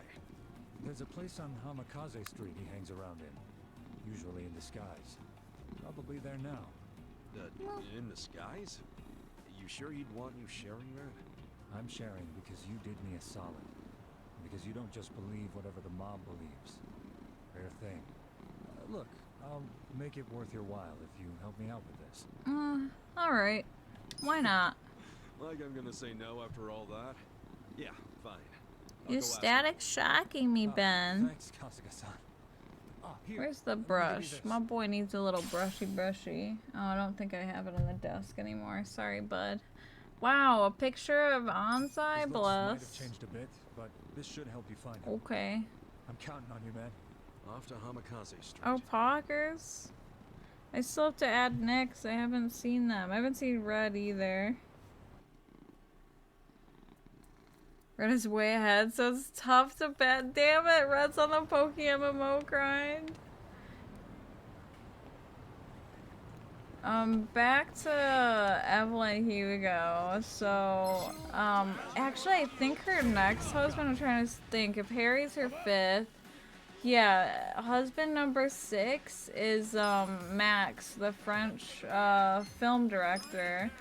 when they're getting awards for like whatever, I think it might be the Oscars or whatever, he like confesses to her and is like, I've loved you since whatever, when we met, yada yada. And she feels like a real spark with him, so she like brings it up to Harry, hey, like this guy confessed to me, I wanna like, it's been a little bit since Celia and I broke up, like I wanna like be in love again, like for real. And, you know, Harry's her best friend, so of course he's all for, like, divorcing so she can, remarry. And she does that, and the marriage is kind of a flop. Like, she thinks that she has something with him, but she realizes that he's really just in it because she's famous. He just likes the idea of having, like, the woman that everybody else wants to marry on his arm, you know, which is really, what a lonely, sad feeling. Literally, she marries this guy and he feels dissatisfied and unappreciated after like 2 months. The marriage goes on for a while, just because she seems to be like the kind of person that's just kind of complacent in underwhelming circumstances like that. The reason they end up getting divorced is years later, she ends up writing back and forth with Celia again. And she's about to go out to visit her, and then she comes back into their shared home to get the letters that she had been writing back and forth with Celia, because she's like, Celia like rejects me, because she's going there with full intention to cheat on her husband. Because, like, she doesn't really care about him anymore at this point. She feels like he just cares about her being famous rather than her as a person. So she goes back in there, afraid that she's gonna get rejected, so she wants to bring the letters to comfort her when she gets inevitably turned down. And when she goes to get them, her shitty French husband has already found them and is... This guy's a flasher. Let's kick his ass. I encountered a flasher a little higher up, and he was like level 40 or something insane. Thank God we could take this guy. He's got straight up throws the D slur at her. I'm not even. I was my jaw on the floor. I'm like, but fuck you, Frenchman. Shut your stupid mouth. Like, he's like, I can't believe I married a D slur, and she's like very defensive at first, but then it's like, you know what, I don't give a shit. Like, you can tell the media whatever you want. Like, I'm done running from who I am. Hi, Ben. I'm done running from who I am. Like, the reason that I haven't been able to make this relationship with the woman I love work is because I'm so concerned with my image to the public, and I'm like, I'm done with it, you know, like, whether you like it or not, we're getting divorced. Oh my god, there's 3 of them? They came out of nowhere. Not the miss. So she's kind of doubling down, gets her letters, leaves to see Celia, kind of gets Celia up to speed with like her shitty marriage and how he like found out that she was gay, bi and like in love with a woman and was gonna expose her to the media. And Celia's all concerned because she knows like how important like Evelyn's career is to her and what have you. And Evelyn's just kind of like, you know, I really don't care anymore. Like, I've had my time in the spotlight. I'm already older, so nobody really wants to give me roles anyway. Like, I'm sick of hiding behind fake marriages over and over again. Like, I think we should just do whatever we want with what time we have left. I think at this point we're around late 70s, early 80s. And, you know, during this, this time that they're catching up together, Celia comes out to tell Evelyn that she has, probably like max 10 years left to live. I can't remember what the damn disease is, but she got it from being a habitual smoker and drinker, so she's only gonna live to be like 60. So they're about 50-ish at the moment of reconciling. But they decide that regardless of what her husband is gonna go tell people, they're gonna like make it work and they're gonna live a happy last 10 years of her life together, you know? Hey, Ben. Now I forgot. I'm trying to think. I know that at this point Evelyn divorces him. I can't remember what rumor they spread to kind of make it seem like he's just kind of a bitter guy that got broken up with, because nobody believes him when he starts calling her a lesbian to the public. Evelyn's good at cooking up marriage schemes, but her 7th husband she doesn't marry until after she moves in with Celia, and this doesn't happen for a little bit. They're like casually dating here and there. Hi, Ben. Okay, thank you, sir. Stinky kisses. Oh shit, we need to heal real bad. The big kicker that really got me crying at work while I was listening to this is she's trying to convince Harry to move with her and Celia so they can raise their daughter together with Celia. And I guess like their plan here is to is for Evelyn to marry Celia's brother, who knows she's a lesbian, so that way when Celia dies, Evelyn will be able to get like all of her estate, because obviously they can't actually get married. Let's do this so we can heal. He's got the voice of an angel. It seems like it's a regain. Oof. I don't... Okay, that got him to full health. Let's see how much it helps her heal. And, you know, Evelyn's telling Harry about this plan, but the issue is that Harry... So Harry and John are dating. I kind of skimmed over this little detail. This is like a blip that happened sometime after Evelyn married Max, that French director dude, John. Harry's long-term partner for a while, and Celia's ex-husband ended up dying. I hate to... No, wait, this was while Harry was still married to Celia. I remember this because during this period, Harry became a bit of an alcoholic. Like, if he wasn't in bed, he was drinking. That's how he dealt with grieving the loss of who was essentially the love of his life. It was certainly a sad time for both of them, because, I mean, even Evelyn spent a lot of time with John as well. I mean, as a couple, her and Celia went on double dates with the two of them all the time. So they were like one big gay-ass family with Harry and Evelyn's daughter. So on top of like getting divorced, the divorce had like set the family falling apart off, but him dying as well kind of set things into stone. Stuff was never going to be the same as it used to be.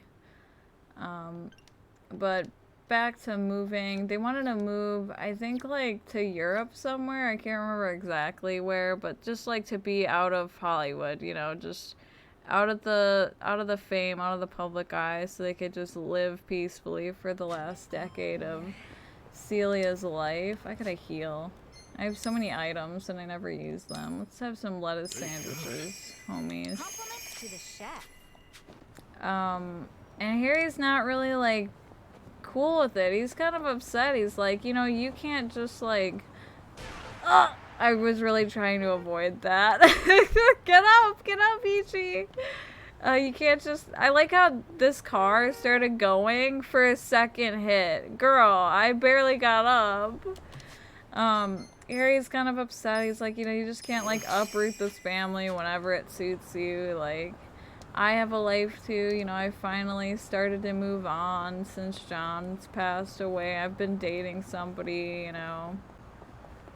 But she doesn't want to stay here because their daughter, Connor, is like, at this point, like 14, 15, and she's getting into a lot of like scandals and trouble. So she really wants to like move her to like a quiet town to kind of help her sort through whatever she's going through. And he's like, you know, maybe we can think on it. We'll talk about it later. I think they were gonna go like hang out and do like some shit together as a family later in the evening. So she's like, yeah, I'll think about what you said. You know, I think he wanted to move to like LA or something. And then as she's like going to meet up with him later, she's taking like a cab out to where they were the house they were supposed to meet up at. I believe it was his house. The cab like drives up past a car that's crashed into a tree, and she recognizes the car, so immediately she's like, pull over.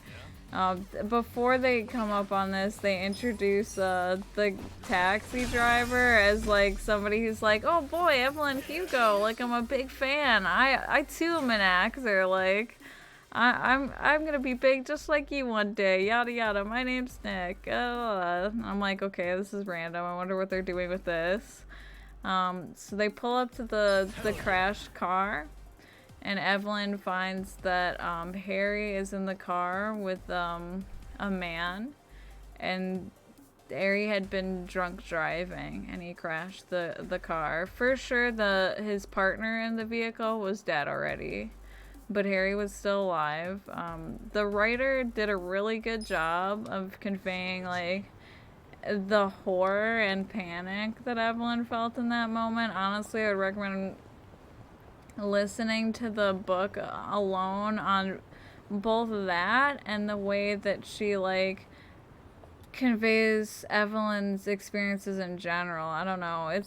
I haven't talked much about Monique because the way it's structured is basically like Evelyn will have like her part, like that's basically like a husband apart, and then we'll have little bits of Monique's life and how she's dealing with her divorce. Not to say that I don't care about Monique. Monique's cool. It's interesting to see her learn from Evelyn's experiences. At some point, like, let me pause this, I'm talking over the sub-story. At some point, I'm just joined and I'm happy to find out it's about a story and not something that actually happened. Hey, Leia, yeah. Me spending the last, like, 2.5 hours talking about an audiobook on and off. Anybody coming in on this is gonna be like, what the fuck is going on? There's a lot that you've missed, but honestly, if you haven't heard of it, you should check out The Seven Husbands of Evelyn Hugo. I really enjoyed it. That's what I've been talking about. How's it going, Leia? How are you? Pause this. But anyway, the reason they mentioned the cab driver being an actor is because Evelyn gets this cab driver in on this, like, accident, and she doesn't want Harry's reputation to be ruined, so she gets the cab driver to help her drag Harry out of the car, put the partner in the driver's seat to make it look like he was drunk driving, and then they like drive Harry separately away. They also don't want him to get outed from this either, so they drive Harry to the hospital and what have you. And then the reason they brought up like, hey, this guy's an upcoming actor, is that's her leverage to keep him quiet about the situation. She gets him like a movie part or whatever in exchange for like fucking the crime, this like crime scene up. I'm impressed that you're able to retain all this info. I have dropped so many plot points, and I mean, they're all very important. I would recommend listening to the book. It's free. If you have a library card, you could check it out on your local library app. I use Libby. I'm assuming all American libraries are under that app. 10 out of 10 would recommend, for real. Tired just got up, but you talk about your book and I'll quietly listen. Well, good morning. Yeah, I'm literally like TLDRing this. There's so many like little bits and pieces. Like, I would recommend listening to the book or reading the book regardless of me spoiling the fuck out of it because it's really good. What did you get tattooed on your arm, Leia? Anyway, despite all that fucked up shit that she did to cover Harry's ass, he still dies in the hospital, which is like, as if this story hasn't been tragic enough. I hate Bury Your Gaze, but this book is so good, I'll allow it. Like, I'm like sobbing setting up breakfast as I listen to this. It was awful. Not a good book to listen to at work. I'm like crying as people are like, what the hell's wrong with this woman? Yeah, library apps are sick. Yeah, I literally just got into audiobooks like the last couple months because of this. It's very nice. We're gonna put a pause at Harry dying so we can continue our baseball sub-story. We lost the game because of you. What's worse, Hanayama's out for the season. The hell were you thinking?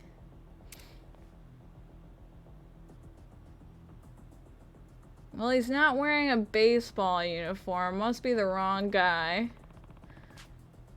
Definitely the guy in the photo. Looks like he's got the company, though. Quit the tough guy act and say something.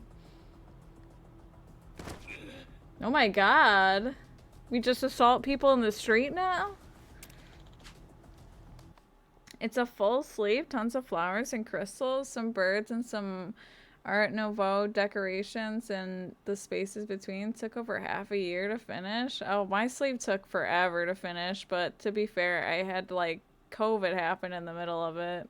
That sounds really cool. Is it color or black work? That was all my fault. Even if I were to apologize now, I don't expect to be forgiven. Bastard, think you can play it off just like that, do ya? Even if he... Oh my god! They're gonna kill this man on the sidewalk! Holy shit! Very colorful? Hell yeah. I think black work is cool. I love seeing it on other people, but I'm very much a person that loves really colorful tattoos on myself, especially. So I feel that. They're just kicking the shit out of this man. It's just a game, dude. What the hell? I'm just passing by, but I can't let this slide. 2 against 1's a little unfair, don't you think? Back off. This asshole hurt one of our players just so his team could get ahead. Oh yeah? Well, I got some business with them. Maybe you two should take a hike. Shut up. Keep running your mouth and we'll take our anger out on you first.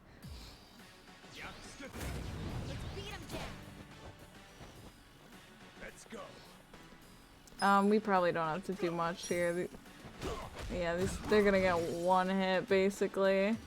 We'll wait for our sub-story to finish. I'm eager to get to the plot twist because the, something I skipped over by skipping over a lot of Monique's intermissions is that Evelyn is deeply convinced that after we finish her story, Monique will hate her. And Monique has mentioned in her like overarching narrative that she deeply hates this woman, despite like up until the point where the little plot twist is revealed, her like empathizing even at this moment, even when she like talks about like framing this man as a drunk driver and like dragging her husband or her ex-husband to the hospital, which is by far one of the most fucked up things she's ever done. Even at this moment, Monique understands where she's coming from and that everybody does like stupid shit to survive. But I'm like, on the edge of my seat, like, why does Monique, like, wish she was dead? Like, this is insane.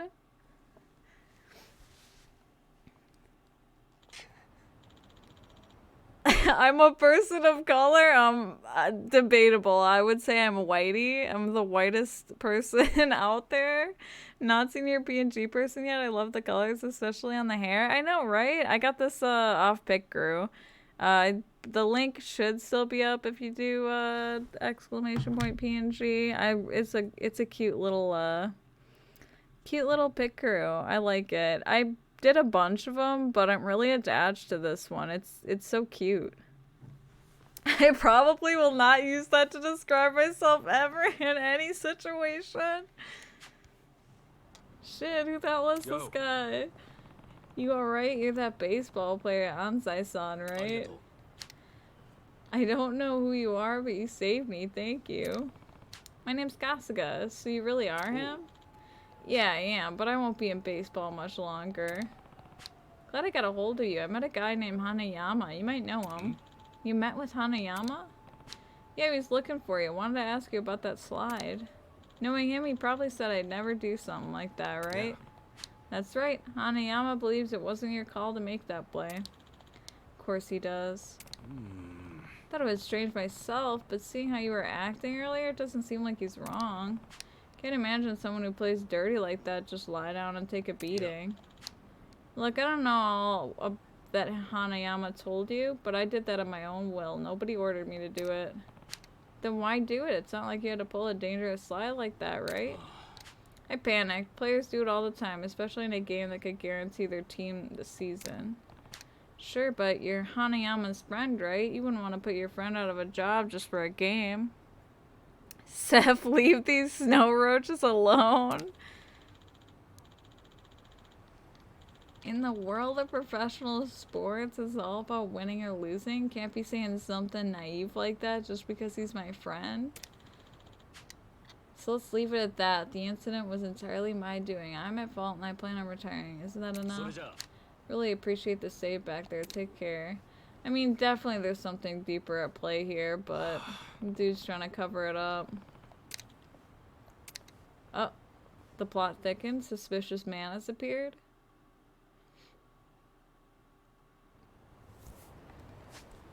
Now, is this the only subplot we have going on right now? No hate to the baseball man. I mean, I do have to get fucking pocket tissues for this guy, but I literally haven't seen them. I don't know why. I usually see them all over the dang place. I guess we can return over here. Oh, you know what I wanted to do? I wanted to stop at the bar and see if we had conversations unlocked. Back to the plot thickening with Harry being dead. I already mentioned that her daughter was kind of going off the rails, and obviously her dad dying kind of like made that 20 times worse. Just scandals out the wazoo. Like I think one of the little scandals was that she was caught like clubbing, drinking, doing drugs, like being sexually involved with multiple men, like, and this kid's like 15 or something, and it's like the 80s, the 70s, something like that, so that's insane. So she feels like the best thing for her daughter is to just move out to the countryside in Europe and like get her to go to therapy, because she was really close with her father. So basically now we're on husband number 7, and that's gonna be her girlfriend's brother to kind of hide their relationship yet again. They move out to the countryside, and I would say for the most part it's come again, you heard me, nothing wrong with being a snow roach. They move out to the countryside. For the most part, it's uneventful. I mean, as uneventful as living out the last decade of your life would be. They don't really get much attention from the media, thankfully, hence the point of living out there. therapy really helps Connor kind of stop acting out, as well as, you know, not living in the spotlight 24/7. I'm sure that's gotta fuck you up, just being under the watchful eye of the media for no particular reason your whole life. And before Celia dies, they do get married in a sense. Like, there's like one night where they're like cuddled up in bed, and Evelyn's like, hey, I think we should get married, and Celia laughs, of course, because this is ridiculous and impossible at the time, but she's like, no, like, obviously we can't legally get married, I'm married to your brother, but, like, we could have the wedding right here, right now, and they get married, in their home, say their little vows, tell each other they love each other. It's a very cute scene. And after we get that scene, they kind of cut to Celia finally passing away. She passed away in her home in Evelyn's arms. Obviously, that was a hard time for Evelyn. She ends up going to Harry's grave to kind of like talk to him and get comfort from her best friend who'd passed away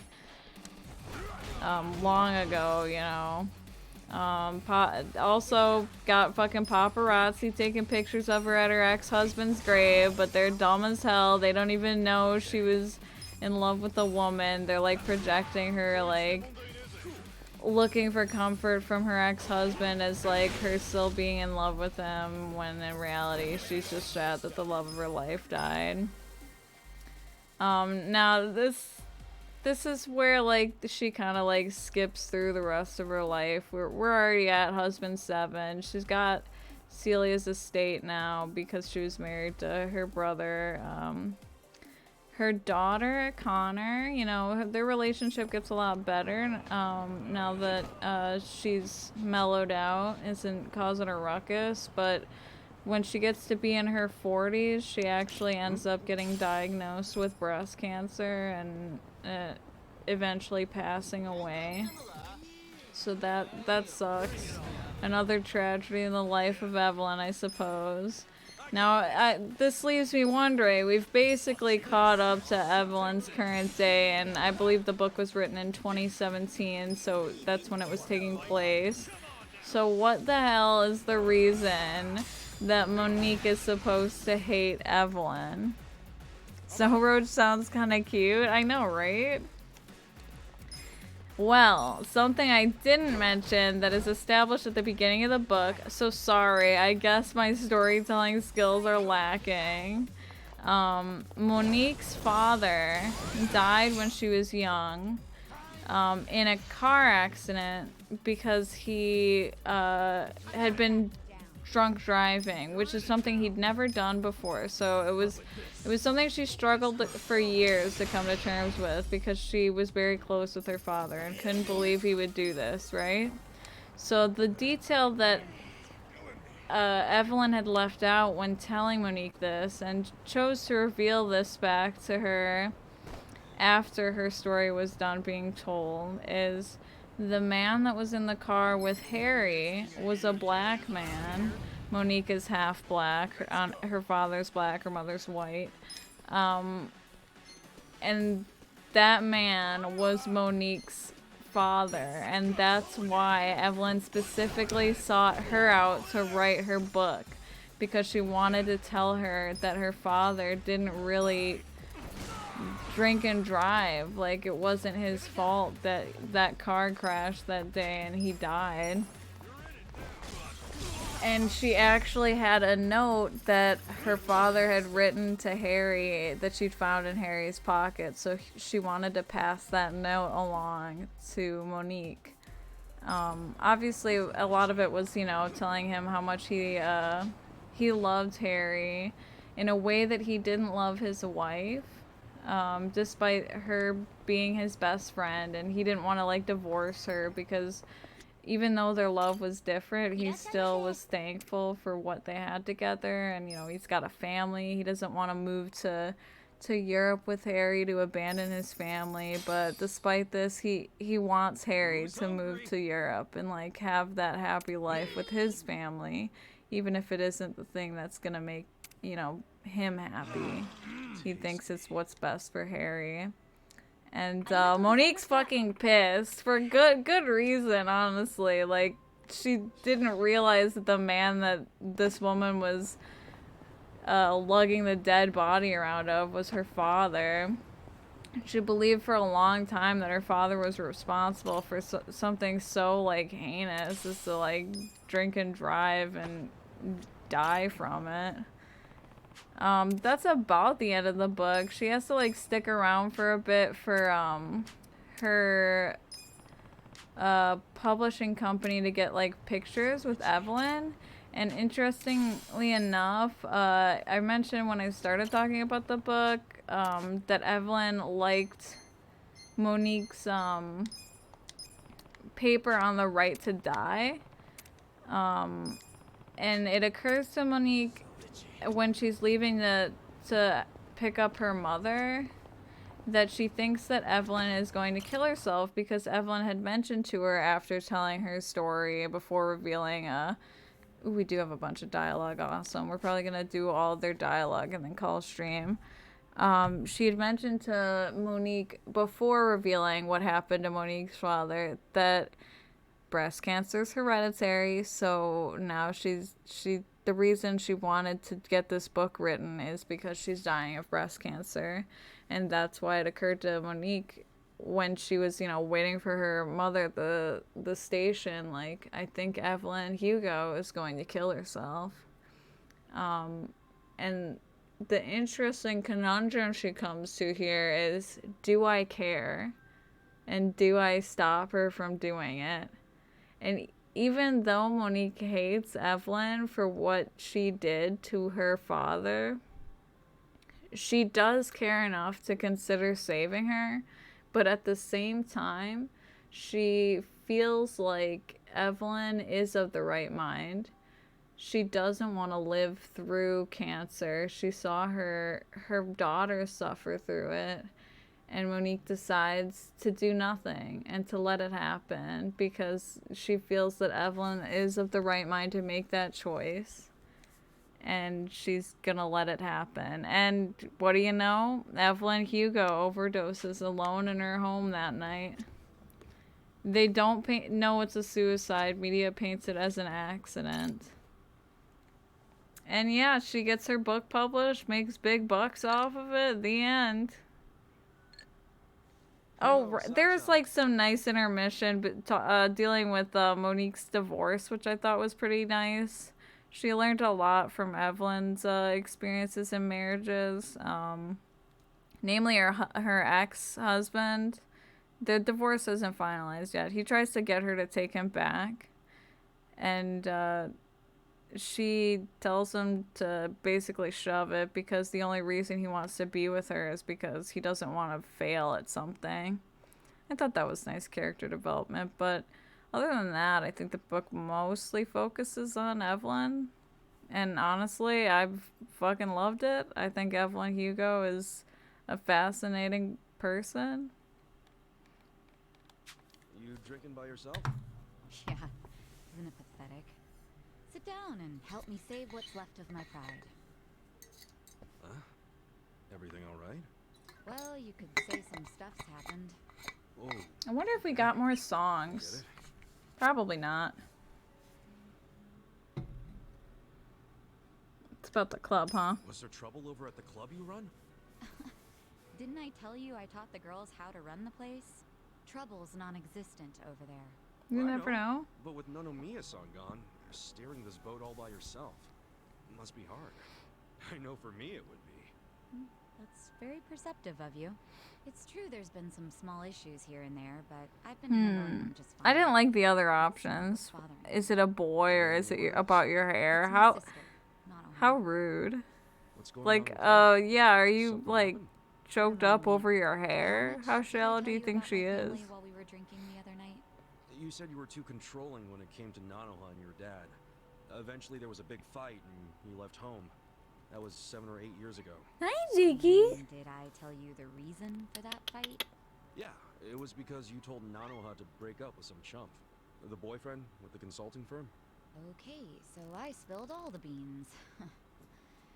Anyway, his name's Katsuragawa, and apparently they're still together. Damn. Longer relationship than I've ever been in. If he wasn't so What an damn interesting and annoying, I might sordid as well. life that person led. I left out so many details. It's still worth a listen. I loved it. I'm so sad when I finish a good book. I'm like, damn, I'm never gonna feel this way again. I've heard nothing but bad rumors about him since I left home. Nanoha really knows how to pick 'em, huh? Shut up. I've got some girls from the club looking into him right now. I hope they can find Trend out. alert, shitty Really Ben. hard not to worry here since I can't do anything. I mean, that's fair. Her best marriage was literally with her, like, best friend who was not even really married to her. Yeah, well. Now that I've talked And to I you think about that's it, I feel a bit beautiful. Their better. relationship was Maybe I'll very skip the sweet. next round. Oh, let's not start talking crazy now. Oh, one of my favorite lines was like, Monique was like, doesn't it bother you that when people talk about you, they only talk about how you were married 7 times? And Evelyn's like, well, maybe, but they're just my husbands. I'm Evelyn Hugo. And I think when people hear my story, they're not going to care about my husbands. They're going to care about my wife. And I was like, ooh, go off, queen. And it was put way more eloquently than that. That's my paraphrase. I don't do it justice. I have so many books I need to read. My friends are so far ahead of me, but I never read at home. Stuck in the last book for like half a year. That's why I listened to them. My friend recommended a book that I have to like read because there's no audiobook on my library app, and I don't mind reading, but I game too much to read much at home.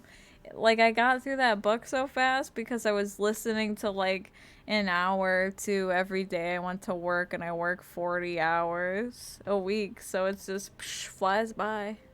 So true, Bessie. It was such a good line.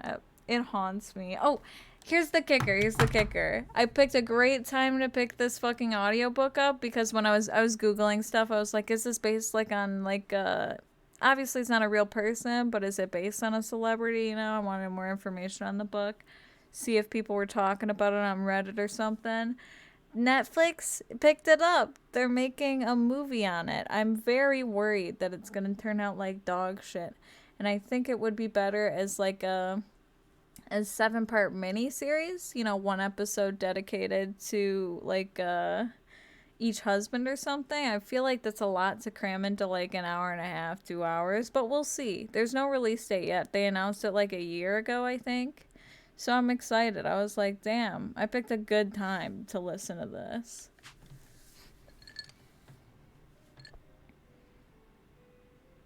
Yo, Adachi-san. Hey, Kasuga, let's have a drink. On me today, huh? On you?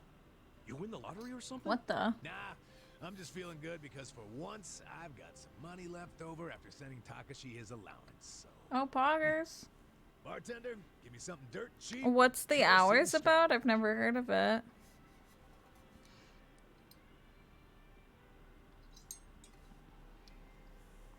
Oh.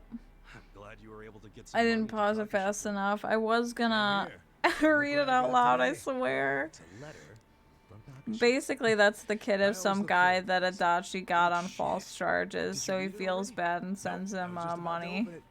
Let's hope it says something about him passing the bar, huh? Well, let's see what it says. I like that they catch you up every time you talk to your friends. It's kind of nice, because when I take like weeks off from this game, it's a good refresher. This month. What's with the laugh? That name, Yamada-san. Nothing I can do about it now. The kid knows me as a rich fucker named Yamada. Anyway, let me keep reading. I've been pretty busy with this year's bar on the horizon. Oh, so bar exams are coming up, huh? Yeah, I'm counting on him to pass this year. Give my wallet a break. It's about Virginia Woolf and these two women reading her memoir and how their lives intertwine and a little bit of lesbianism. Ooh, well, that sounds right up my alley. It sounds very Evelyn Hugo-esque. What else? I would love to watch I know that. it's sudden, Yamada-san, but I have a favor to ask you. We gotta watch The other Last day of when I Us. was When are we riding watching my the new bike, Last of Us I episode? accidentally scraped the bumper of a parked car. Oh. Apparently it was a really expensive car, and now the owner is demanding $1,000,000 to cover the repair. I feel like he's just just milking Adachi for cash. Yamada-san, do you think I might be able to borrow it from you? I'll promise to pay you back after I become... As soon as I'm... Your internet for real is still out? I can't. Why? Did you guys call? to come up with that? What does Takashi get off asking for such a huge favor? You say that, but doesn't Takashi-kun think you're some rich philanthropist? That's so tragic. What do you even do? Are you just like pokey MMOing on your phone? I'd tell the kid I'm broke. If it were me, I'd be honest and tell Takashi-kun I'm broke as shit. But why the hell would Yamada suddenly not be rich anymore? Why do you have to call? Does nobody else in your house care that the internet's out? All the time. Yeah, and then they start calling you Big Popper, not Big Papa. Big Papa? I say you tell him. Come clean and get yourself out of this. Wow, you are one honest guy. Trust me, the rest of us aren't like you. So, I need 1,000,000 yen. Shit. Where do I even start? Wait. That's so shitty. I'm sorry, Nick. $1,000,000 is just I would way simply too much for a pass simple away. I guess our internet was like fully shut off. We were just able to surpass it with the VPN. There's a pretty good chance this is a scam. A scam? Because normally when they yell at us for copyright shit, that reminds me, I should tell Zach to get the more Last of Us episodes. This rate we're gonna be caught up soon. You know, you might be right. As fucked up as that is.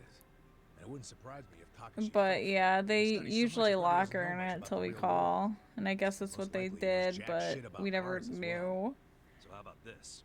You meet up with the owner of the car in person. That's definitely possible. I turned my VPN to do that shit.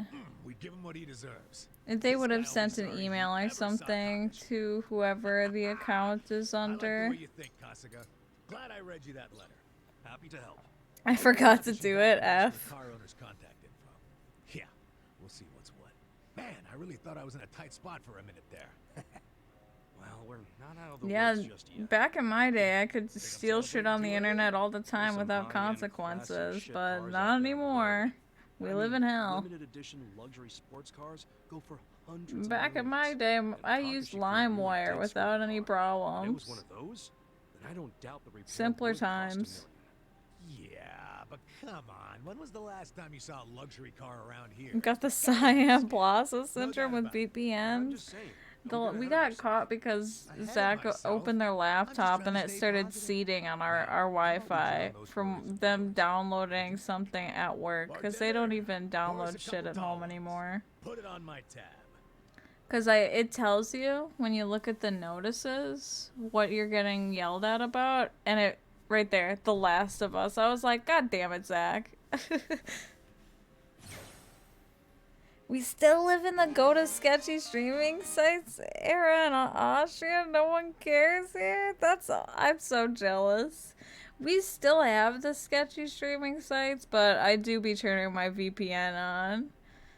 Or I go to them at work. So, like, who cares? Not my internet.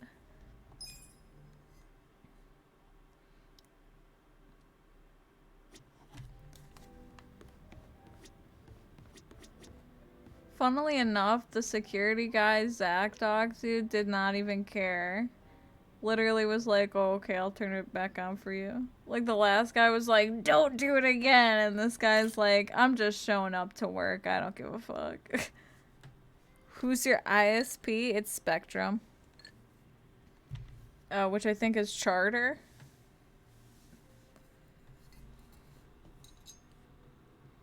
I use my VPN all the time just in case. Honestly, aside from when I'm streaming, I'll probably do that. Thankfully, it's just a click away. Hey, Namba. Oh, right, I didn't read that out, but basically last time we talked to Nanba, he accidentally drank all of this like turbo expensive alcohol and replaced it with like really cheap liquor to cover his trail, but obviously that's not gonna cover his ass forever. Legend malt? Well, I've been watching the counter like a hawk, but the bartender wasn't kidding when he said nobody comes here. Yeah, he did say this was more of a hobby for him. That's exactly it. Well, that sucks. I don't usually notice a difference when browsing. Sometimes when I do online gaming, I can tell. I'll turn it off if I'm doing that. It was so bad when we were getting throttled, though. It actually helped when I had the VPN on. I couldn't even play fucking Magic without the game just being like connection to server lost, connection to server lost. I was like, dude, it's just fucking Magic. It's just a card game. Your first time in, sir? It is. See, he does. Yeah, that's true, Seb. Doesn't get much worse, so the VPN doesn't do much. I just noticed a little lag when I was playing DBD. Sometimes to my advantage and sometimes not. Well, then the rumors are true. Pour me a glass, then, bartender. If anyone oh can no. appreciate such a thing, it's me. Sir, you don't want to drink that. What now? What can we do? We gotta apologize before it's too late. But I'm too broke to apologize. Damn, must be nice, Germany. Even deeper shit if he drinks that. They probably have like universal health care there, no? As most people other than the US do. Is it reserved for your regulars? Not exactly. I just don't think you're fit to order it. Excuse me. You say this knowing I'm the editor-in-chief. I got my internet like 15 years ago and only ever called them when I move, or if the router completely breaks. I pay like 20 euros per month, so I assume my internet is not super fast to begin with. Maybe. I pay like, I don't know, euro to USD, but I pay like 50 bucks a month, and it's fucking hot garbage fire.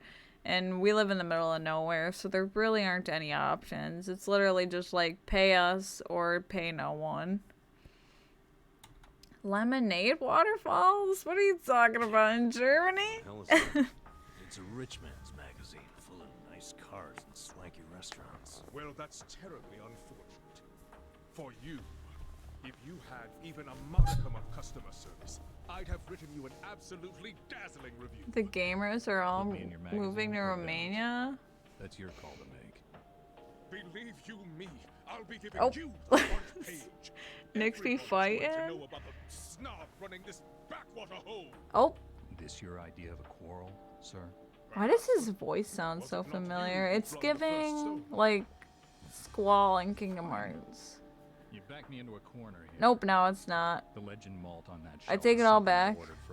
It was the one line, I swear. I heard it. To offer it to anyone but He her. sounds too nasally now. What makes her so special? Prepare to be squashed? Put that ass away. That Thank bottle God. was to be a symbol of my affection. Oh. Time and time again, she would tell me how she dreamt of being able to try it. Oh so no. I took it upon myself to indulge her and waited for her to arrive. But for as long as I waited, she never came through the door. 6 months went by. Baby Jakey, good boy. Until I found I'll fight next. Oh my god. She was taken from me. Please. Can't we all just get along? That legend malt is the only thing I have left of her.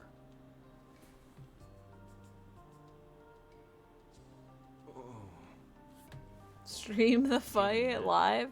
Twitch.tv/ripsev. Nyx is 1v1ing them IRL right now. I have walked through the doors of many a bar in my time, but I've never met a bartender with a tale like that. That quiet strength. The very essence of good dandy magazine. Goodbye. I bet. He didn't even get to take I a bet whiff the of the girl bottle. shows up And later now in he'll never will. Nanba's I guess that settles it. story here. I Yeah, but can't. now it's even bigger than we thought. We gotta do the honest Yeah. thing and come clean. I'm gonna mow it. Didn't you hear that story? The legend malt's a treasure of his lost love. That's so fucked up that you drank that, Nanba. But I'll never be able to replace it on pocket change. Just pay it off in installments. Maybe we can help him. I think we need kindness for the... You serious, Ichiban? Yeah. All I've been doing till now is help you find I think we need kindness for whatever class I wanted to unlock, but I don't remember what it was. Meaning, Please, not plus just as kindness? guilty. We're in this together, man. Ichiban, you're a great guy, you know that? But I can't take advantage of you like that, man. Let's go! That money somehow. What a jackass. Oh my He swallowed god. that story hook, line, and Oh, thank god he was lying. That long-lost love of mine, she never even existed. Then why wouldn't you pour him the legend malt? And back when I opened the place, I figured I'd need some high-end stuff behind the counter to draw in the big It wasn't spenders. real? So I picked up an empty bottle of legend malt and filled it with bargain barrel whiskey. Let's go! For show. Nobody actually orders anything that expensive. But every once in a while, a dimwit like him waltzes in.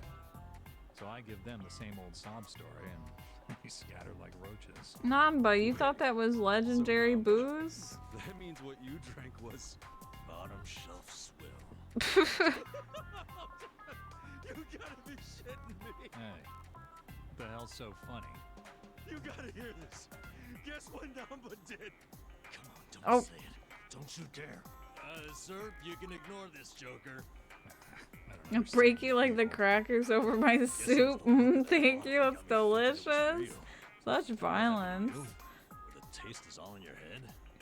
Hey, just be grateful you don't have to worry anymore. I still have to worry about people finding out. Ichiban, you wouldn't tell Adachi or Sachan about this, would I you? might. You can't. It'd be funny. Don't worry, man. I wouldn't rat you out like that. So, you'll keep it a secret? Yeah. But you have to buy me a drink. Bargain barrel whiskey, okay? Sure. It's a deal. Level 2, please? Boggers! Nice. Oh, Nanba gets his chef job. That's kind of cool. I almost want to swap him over because the musician outfit is hideous. Do we have new songs? Probably not. We'll play one song, and then I suppose we should probably find somebody to raid, huh? I'll show you how it's done. We don't have anything new. Let's play the cursed English dub Ichi song. What is this, Persona? Yeah, kind of. It's Yakuza, but make it Persona. Don't let this English dub fool you. Normally the karaoke songs are bangers. There are times where you feel you wanna run and hide. There are days you'll be down and you start to wonder. This is actually a banger in Japanese. I don't know why they dubbed it. I have those days too, but I believe I'm gonna make it through, and I won't run away. I won't die. I'm gonna level up, be the best that I can be, and I'm not gonna stop questing until I'm in the heart. Hero. I'm gonna level up, be the best that I can be. I swear that I'll become unstoppable, and you'll beam right at me. I've got to see this through. I can't look back until the end. Rise from rock bottom to the future I've seen in my dreams. So come on, let's go level up. Dude, I think we nailed it. This may be our best karaoke set yet.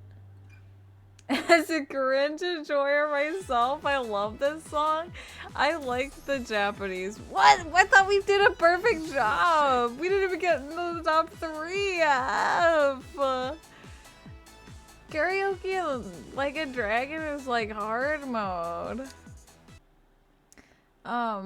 I do like the song in theory, and I like the Japanese version, but it's giving nasally nerd on the English dub. I don't know why they did that. Let's see. Do we have anybody that we follow streaming tonight? I don't want to pop into a Like a Dragon stream because we're still pretty early on in the game and I don't want to get spoiled.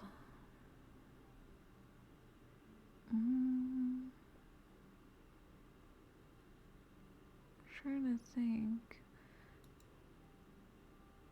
Oh, okay. How long have they been streaming?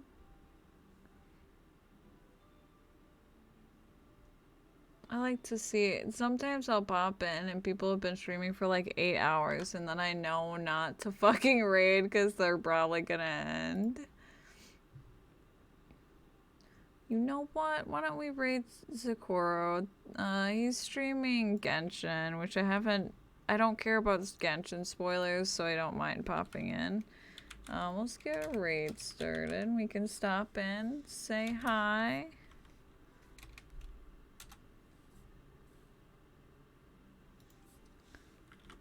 Raid 1. If you have emotes, you can copy that raid message. If you don't, you can copy that raid message. I don't know when I'll stream next. I do have off this Saturday, so for sure we'll do probably more Like a Dragon. I don't know, we'll see. No promises. I do enjoy my DBD streams. But maybe if I'm feeling up for it during the week, we'll get some short Like a Dragon streams in. We'll see. Thanks for hanging out, y'all. Thank you, Seth. Have a good night, everybody. We'll see you later.